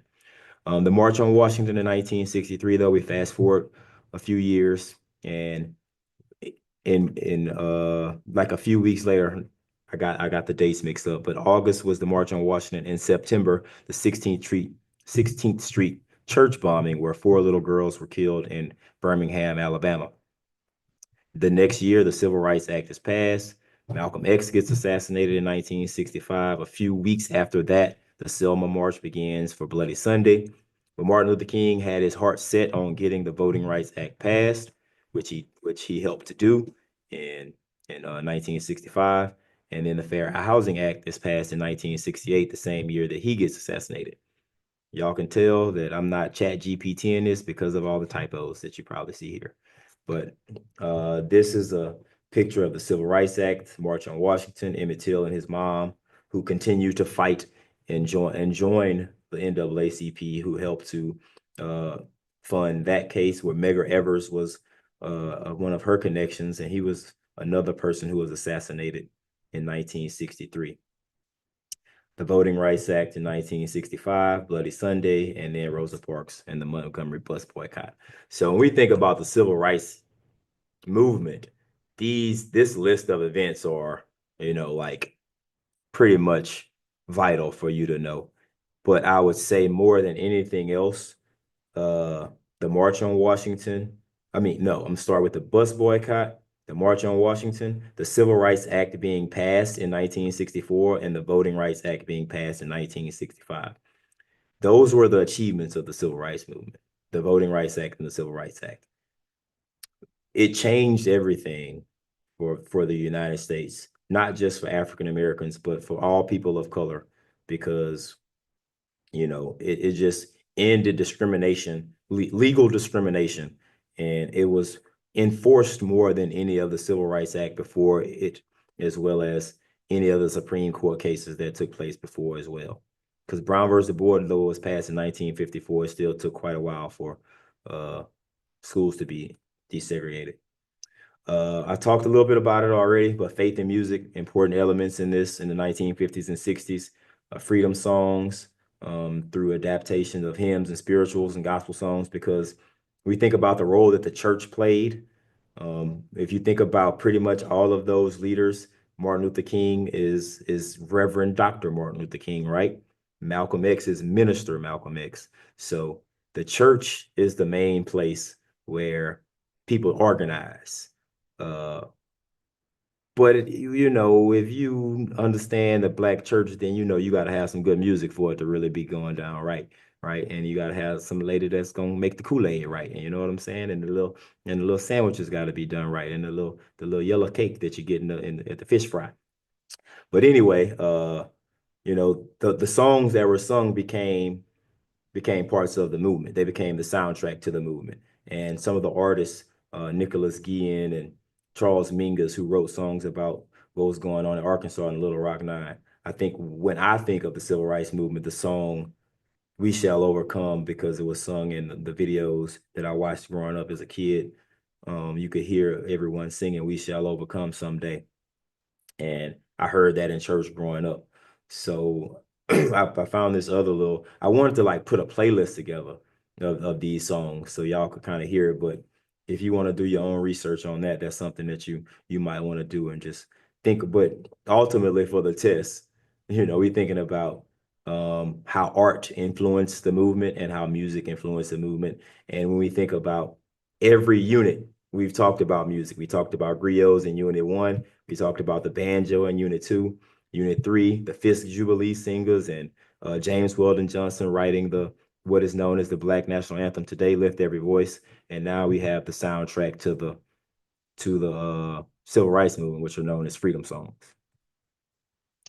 All right, Black Power and Black Pride. So as we shift through the civil rights movement, there's another, of course, the nonviolent movement definitely was still a part of the Black Power and Black Pride. There was a lot of pride that Martin Luther King spoke about, as well as many others.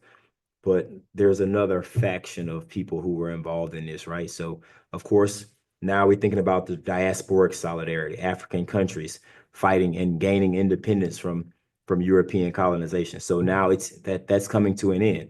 For many years, people have been fighting against it. We think about the Negritude and Negrismo, but now these these organizations in Africa, the Organization of African Unity specifically, helps to end European colonialism and gain independence. Excuse me, gain independence for many African countries. Well, also Pan-Africanism starts to grow as well because we saw Maya Angelou going to Africa, Martin Luther King going to Africa, Malcolm X going to Africa. Malcolm X visit to Africa really changed his life and his perspective in many ways. W.B. Du Bois died at 95 in Ghana.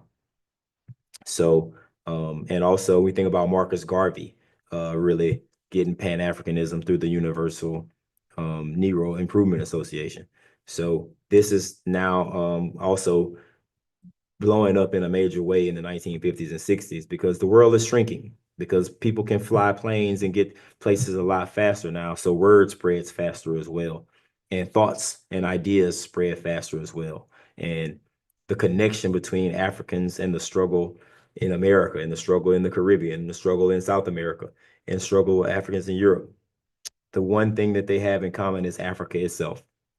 So that connection starts to grow.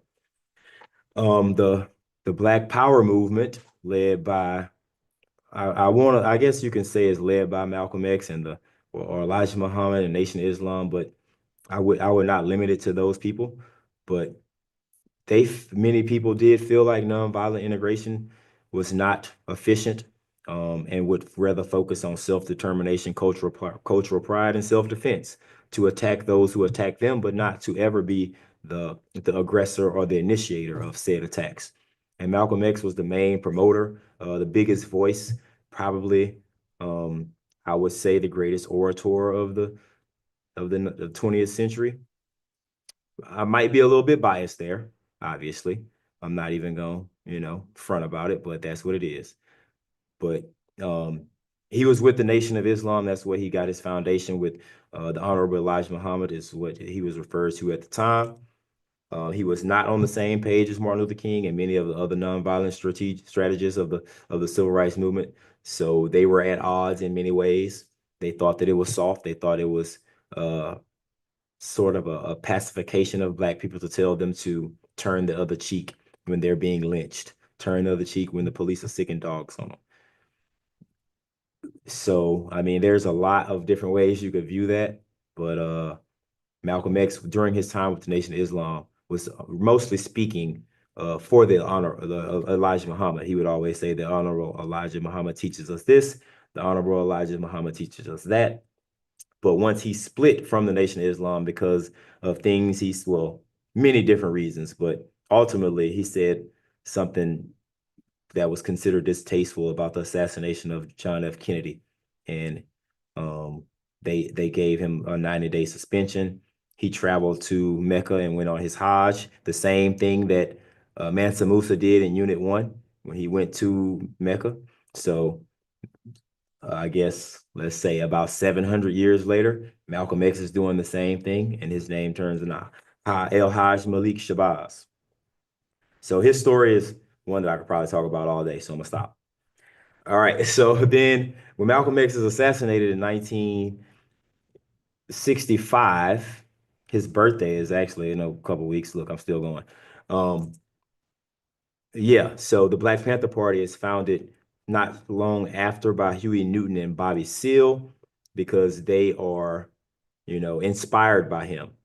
And another connection to the Great Migration. Huey P. Newton is actually born in Louisiana, but his family moves to the Bay Area in California, and that's where the Black Panther Party is founded in 1966.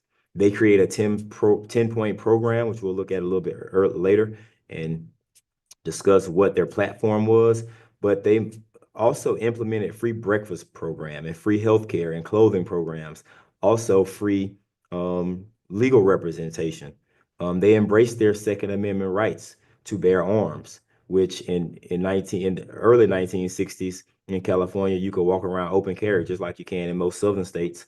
But because of the Black Panthers, uh, Governor Ronald and future President Ronald Reagan helped to get that changed. So they did make a big impact. They also allow women to play roles in leadership. You can see one of the required sources is this image of these women. But at one point, Elaine Brown was an actual leader of the Black Panther Party. All right, so, and then of course the Black Power with Black Power and Black Pride, the Black is Beautiful and the Black Arts Movement. So it got Black artists, writers, musicians who envision art as their political tool, which is nothing really new. People use the art as their platform to express themselves through the art to highlight injustices and the struggle or the experiences of African American people or Black people on the and throughout the diaspora. And then Afrocentricity is another connection to Pan-Africanism. It's another connection to Black power and Black pride in excuse me, throughout the diaspora. And that connection back to Africa once again, playing a role in centering Africa as our ancestral home, and we think about the connections to ancient Nubia and the Swahili coast and people speaking Swahili and wearing dashikis, and we think about the kingdoms in West Africa as well, and the influence that had, and that history and that knowledge coming back to the forefront, as well as through the Black Campus movement. So Black women's voices in society and leadership, it's a big factor here. And I think College Board really wanted to highlight the roles that African American women played, but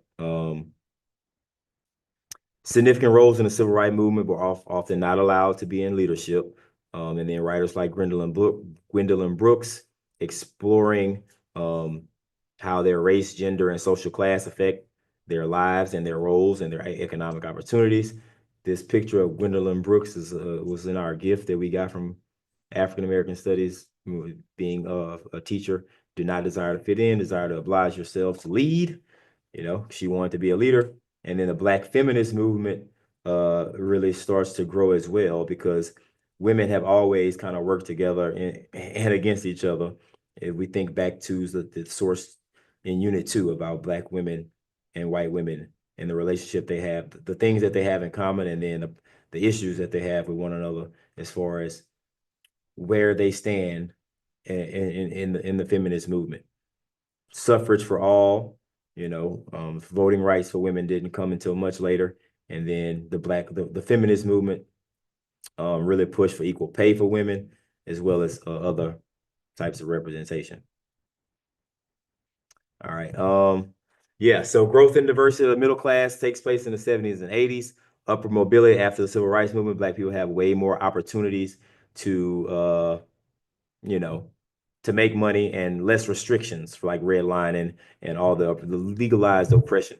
Now, does it go away completely? No, but those laws are enforced much more, and Black people are able to kind of just live their lives without any issues anymore. All right, and political gains come as well because of the Voting Rights Act. So now Black people are voting at the highest number since the Reconstruction. I mean, obviously in 2008, a black president gets elected, but in Shirley Chisholm was the first black woman elected to Congress in 1968. She also ran for a campaign for president herself. Similar, and then of course in 2024 we had Kamala Harris running for president as well. Okay, identity, culture, and connection, the evolution of black music. We've pretty much discussed all that. But when we think about the genres of American music, this timeline kind of breaks it all down. African musical roots way back in the day. We think about the ring shout Marsha talked about, games and play songs. But, growing up, people always told me that rock and roll was like white people music and country, but that also is influenced by African Americans. And of course, hip hop being the most popular one, but jazz and the blues jazz is like that first real original American form of music that went across the globe. And I added some hip hop stuff just because I love it. We got breakdancing, we got MCing, we got DJing, and we got graffiti, the four elements of hip hop. I don't know if you're gonna be able to use that on your test, but I like rap. Shout out to Rakim. All right, cool. And then TV and film. Of course, y'all might have seen any TV show, Soul Train and the Soul Train line is a very popular one. We go back to Unit 3 and the Harlem Renaissance and Oscar Micheaux being that first black director. And it set the example for Spike Lee with Do the Right Thing, which is a movie that talked about politics, Jungle Fever, which talks about black relationships between black and white people, John Singleton, Boys in the Hood, Higher Learning, which are two that explore African Americans growing up in urban neighborhoods in California, and then going to African American athletes going to PWI schools. Ryan Coogler, obviously, Sinners is the hottest thing smoking right now, and Jordan Peele with Get Out was another way to address certain topics, right? And then Soul Train, when we think about the Black arts movement, Black is Beautiful, Afrocentricity, and the music itself, Soul Train, there's no bigger show that's more important than Soul Train, in my very humble opinion. More identity and culture, Black contributions to science, technology, and medicine, Black professionals in the medical field, as well as science. So we got Mae Jemison as the first Black female astronaut. If you've seen the movie, what's it called? Hidden Figures. Yeah, that's a great one. Lewis Latimer, who helped Thomas Edison create the carbon filament for the light bulb, and Gary Morgan, who created the traffic light and the gas mask, which was used and is still used today. Daniel Hill Williams, he's on here twice, but he founded the first Black-owned hospital. Onesimus, an enslaved man who helped to teach European people the smallpox vaccination. Kizzmekia Corbett, who helped to create the COVID vaccine, and not listed is Henrietta Lacks, whose cells have been used or called HeLa cells for cloning and all kind of medical advancements. In sports, I don't think we need to go too much into that. The Negro League baseball is kind of an important thing in my opinion. Learning about African American jockeys in the Kentucky Derby, which just took place this weekend. Of course, the representation of Black power and pride at the Olympics. Colin Kaepernick taking a knee, the most recent thing, and if y'all were alive for that. And then Muhammad Ali, who was born Cassius Clay, but joined the Nation of Islam from influence from Malcolm X. So he changed his name to Muhammad Ali and became a Muslim because of Malcolm X's influence. So we can see how everything is kind of working together. So big takeaways: civil rights movement, long fight for equality, many people, all backgrounds. Key changes in government: Brown versus Du Bois, Civil Rights Act, Voting Rights Act, and the Fair Housing of 1968. Always a violent response, and pushback, lynchings, assassinations, COINTELPRO, which I'll talk a little bit about that on the source analysis. Many different ideas about achieving equality. Some people were nonviolent, some were more self-defense oriented. The Black Panther Party for self-defense was their actual title. And regardless of how things went, Black people throughout the diaspora continue to advance forward in all aspects of life. Much progress has been made, many goals reached. Struggle continues, and I didn't really talk about it, but Afrofuturism creates a vision of a better future. Sorry about that typo as well. Dr. Kamasi Hill made an interesting point about Afrofuturism. He brought it to my attention that we are the futurism vision of those like Carter G. Woodson and Arturo Schomburg and the others in the New Negro movement. And we could move forward to the civil rights movement as well. Like we are our ancestors' wildest dreams. And that goes for whatever your background may be. Some of the thematic connections that I put are here. If you want to screenshot them or come back to visit them later, I kind of just broke it down, but I've kind of gone back and forth through that as I've been going anyway, so you can kind of see how it all works out. There's probably way more that could be added to each of these. This is just a short brainstorm for myself. I'm gonna skip it now, so if you're reading, I'm sorry. And then the skills spotlight. So I chose the 10-point platform of the Black Panther Party. Probably kind of hard to read it on this screen, but you could see it it's one of the required sources. Resistance and resilience, straight to the theme, Black Pride movement, including civil rights, because they were civil rights activists as well. Black arts and Black power, Afrocentricity, the way they dressed, the way they moved. Also, Black campus movement, because Newton and Seal were college students who wanted education as a part of their platform. The audience, obviously, I mean, all American citizens, federal, state, and local governments, because the only people I chose that because the only people who could provide those things were government officials or people or citizens who worked together with them to achieve those goals.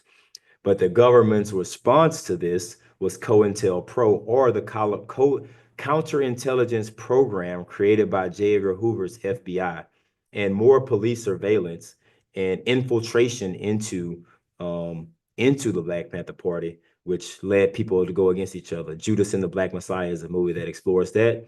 But Martin Luther King's camp was, they were infiltrated by the FBI and the CIA. Malcolm X and the Nation of Islam were infiltrated by the FBI and the CIA. So any movement that was started to kind of fight for equality for people in America kind of got shut down by J. Edgar Hoover. He wasn't really probably somebody you would want to put on your Mount Rushmore.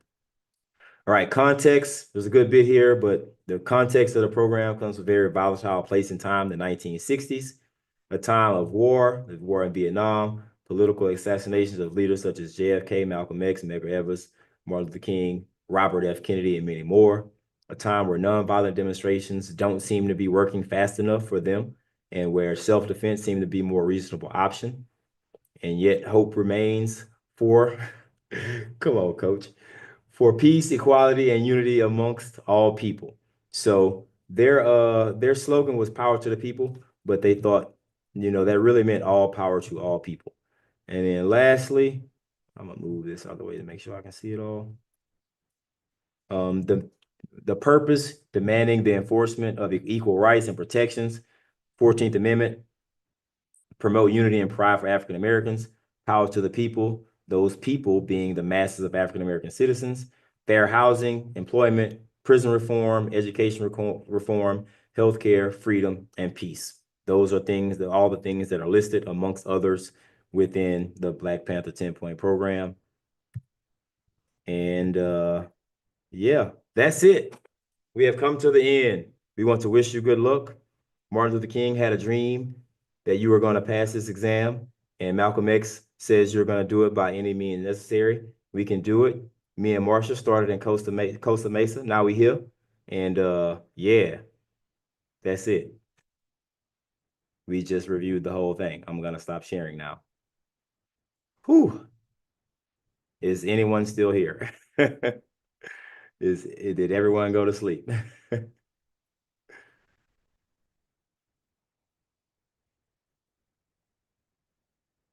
Okay. I guess there may be some questions that could be answered possibly. Marsha, I think you might. Are you talking?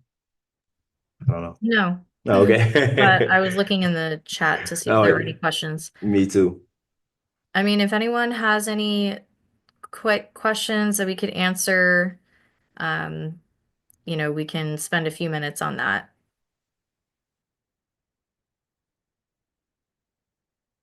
We locked in, Unc.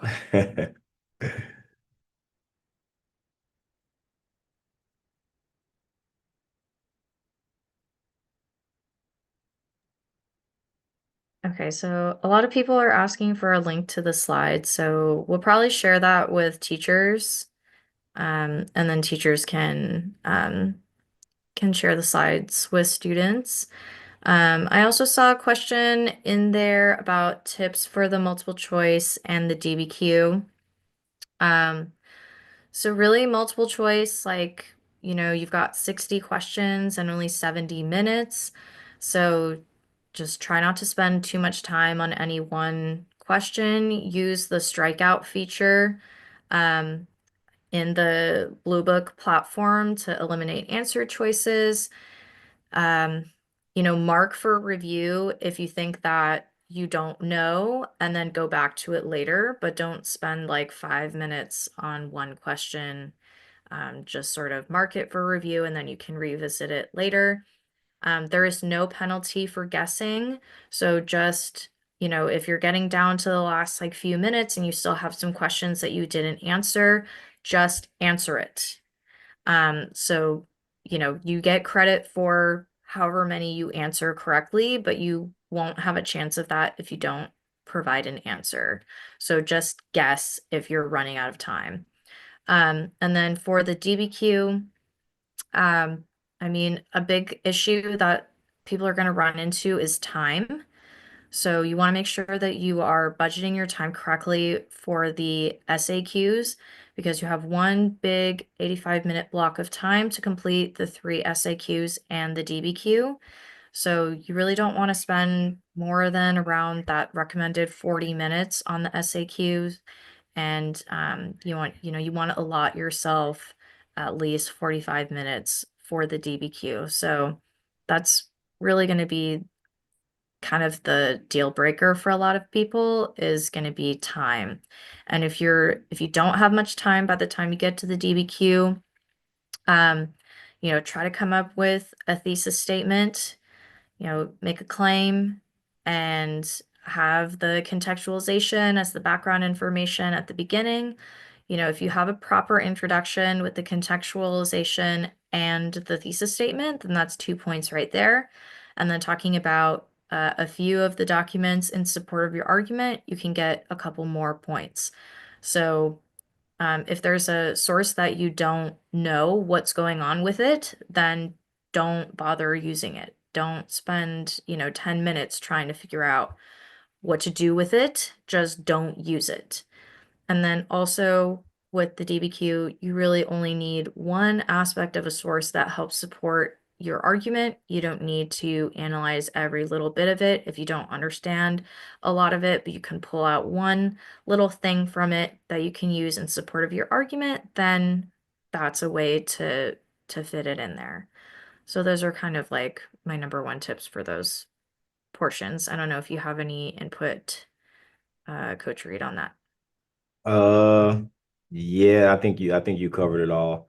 I kind of was thinking about as far as the DBQ, just go with what you know. Save as much time as you possibly can by just focusing. And same thing for pretty much every part of the test. Like whatever you answer the ones you know first. Go through that. Uh, trust your gut on those. And then once you feel like you've gotten everything down that was easy to you, then you can go back and you could because what might happen when you do that is other answers are revealed through questions that come later. You might make connections to something else. And then I would say just try to do your best you can to like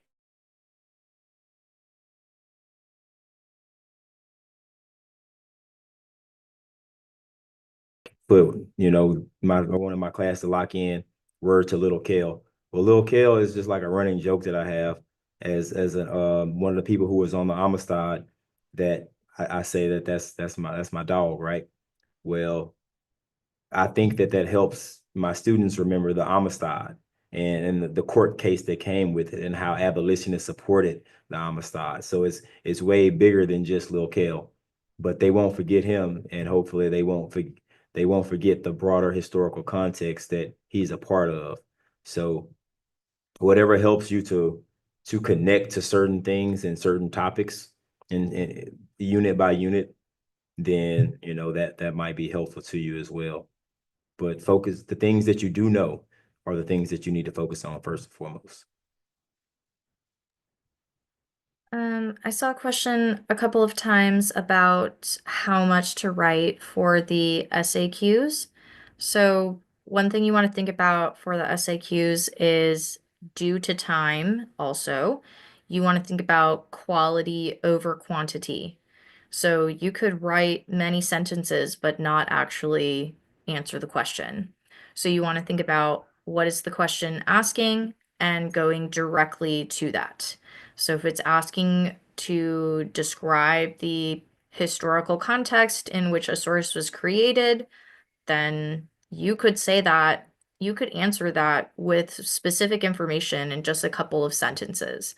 So you want to be as specific as possible, provide a decent amount of description, but you want to really make sure that you're answering the question that is being asked. Another thing that kind of came up last year was that if you're asked to describe something, you're pretty much giving at least like two distinct characteristics of whatever it's asking you to talk about. If it's asking you to explain something, you want to focus on whatever it's asking you, explaining how something happened, explaining why something happened, and sort of focusing on that.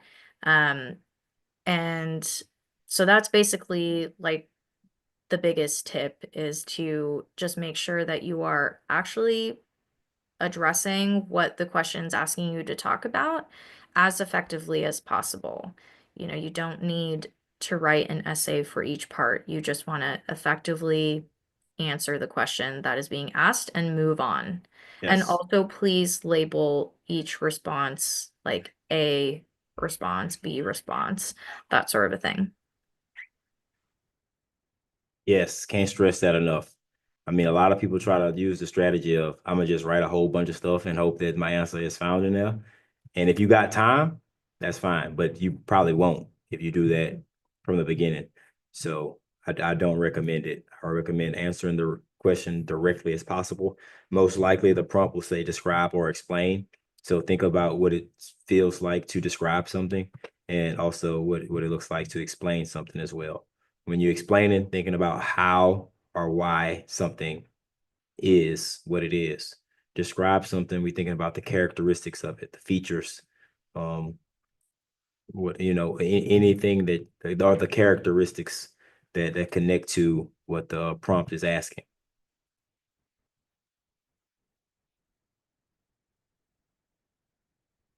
I'm dropping some Lil Kel lore in the chat for y'all too, so everybody can know. So when y'all get to that Amistad question, y'all gonna know what's up because Lil Kel gonna hold it down for you. But he was one of the captives that was they made sketches for.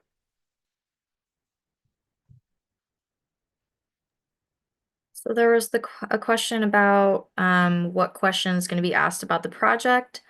So after the multiple choice questions are done, um, then the beginning of the next section is what they call the exam day validation question. And that's one question that is basically taken from the oral defense questions. So I've been telling my students that you should know at least one of your sources pretty well, at least two of them pretty well. So different people are in different phases of the project depending on what your teacher has had going on. Some people have already completed the project. Some people are still working on it. So wherever you are in the process, make sure that you know at least one, if it would be better, two of your sources well, so that no matter what question you're asked, you are able to talk about it. And, it's basically any of the oral defense questions, you're going to get a question that's similar to it. So some of the examples that we've seen are, how did you determine that one of your sources was reliable? Another one that was, I think it was in Blue Book, was like, why did you choose one of the sources for your project? So it's unclear how these are going to be scored or the degree of specificity that you need to provide, but the more detail you can provide, the better. You're going to have 10 minutes to answer it, so you should be able to write a decent amount.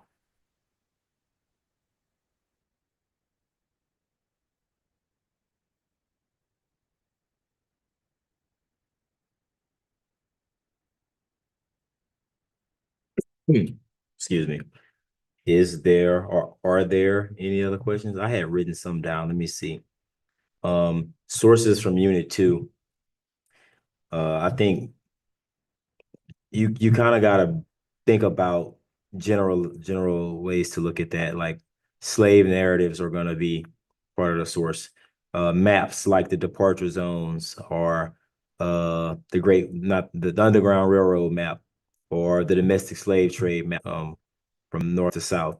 Different speeches like Henry Highland Garnet, Frederick Douglass made multiple, of course. Sojourner Truth, poetry, maybe even The Jar by David Drake, who wrote poems on jars when he wasn't even supposed to be able to read. And of course, many images are going to be on there because of the new technology of taking pictures at that time was released, and the many African Americans used those to show themselves in a different light. So yeah, there are multiple different ways you could look at that. Um, yeah, I hope y'all find those quiz lists that I posted useful as well. I think that, it's just as far as just like knowing what something is and when it was, that'll be helpful too. Make sure your timeline is right when you're doing your DBQ. That's going to be important in your SAQs as well. Like you want to make sure you know what happened chronologically if you're going to get the point for accuracy. If you got like the Civil War is taking place before Dred Scott decision, that ain't gonna be a good situation. You know what I'm saying? You're gonna get that wrong. So make sure you understand like the Fugitive Slave Act in 1850, Dred Scott 1857. Like you do need to know some dates. Maybe not everyone, but and if you even if you don't know the dates of those events, know which one happened first at the very least. So you don't have to know when it happened, but you do have to know what happened before what else.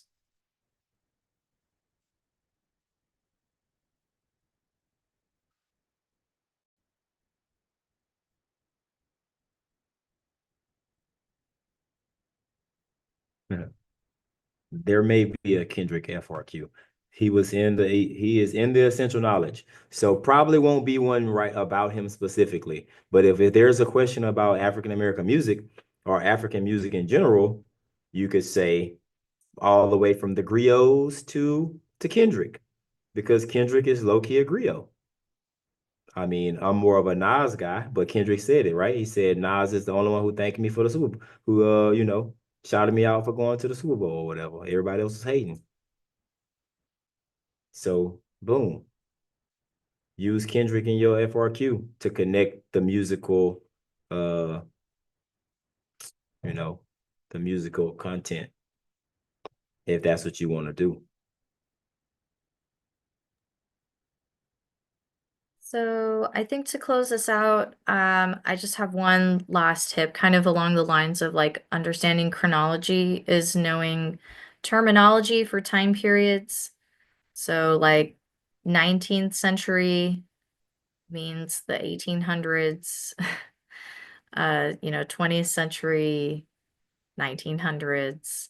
So just making sure that you're knowing the time periods correctly, because there were some questions last year that students didn't do as well on because they were talking about people from the wrong time period.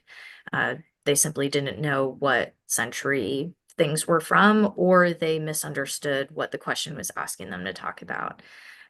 So just that's kind of like my final tip on that based on the questions that we got.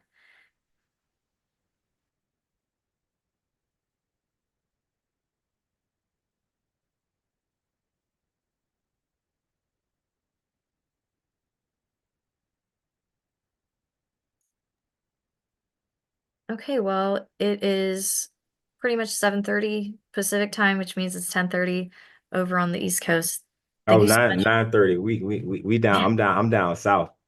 Yes. But they got some East Coast people here, I'm sure though. So they probably up buku late. My bad. I forgot about that. Oh yeah. Shout out to the East Coast. Shout out to Nas.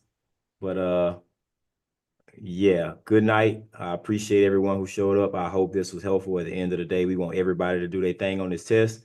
Marsha, thank you for doing this again. We still going, started from Costa Mesa. Now we here. So keep being great. Thank you again. And yeah, night night, y'all. Like and subscribe, I guess.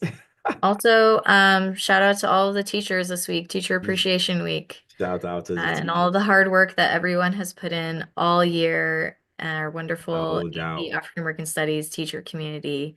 We love you. No doubt, no doubt. I seen a lot of teachers in here check and roll for their students, and I'm like, that's the dopest thing I've ever seen. So, big shout out to the teachers. Y'all got this. Y'all done worked hard. And yeah. Peace, love, and soul. Thank you for coming out. God bless you. Good night.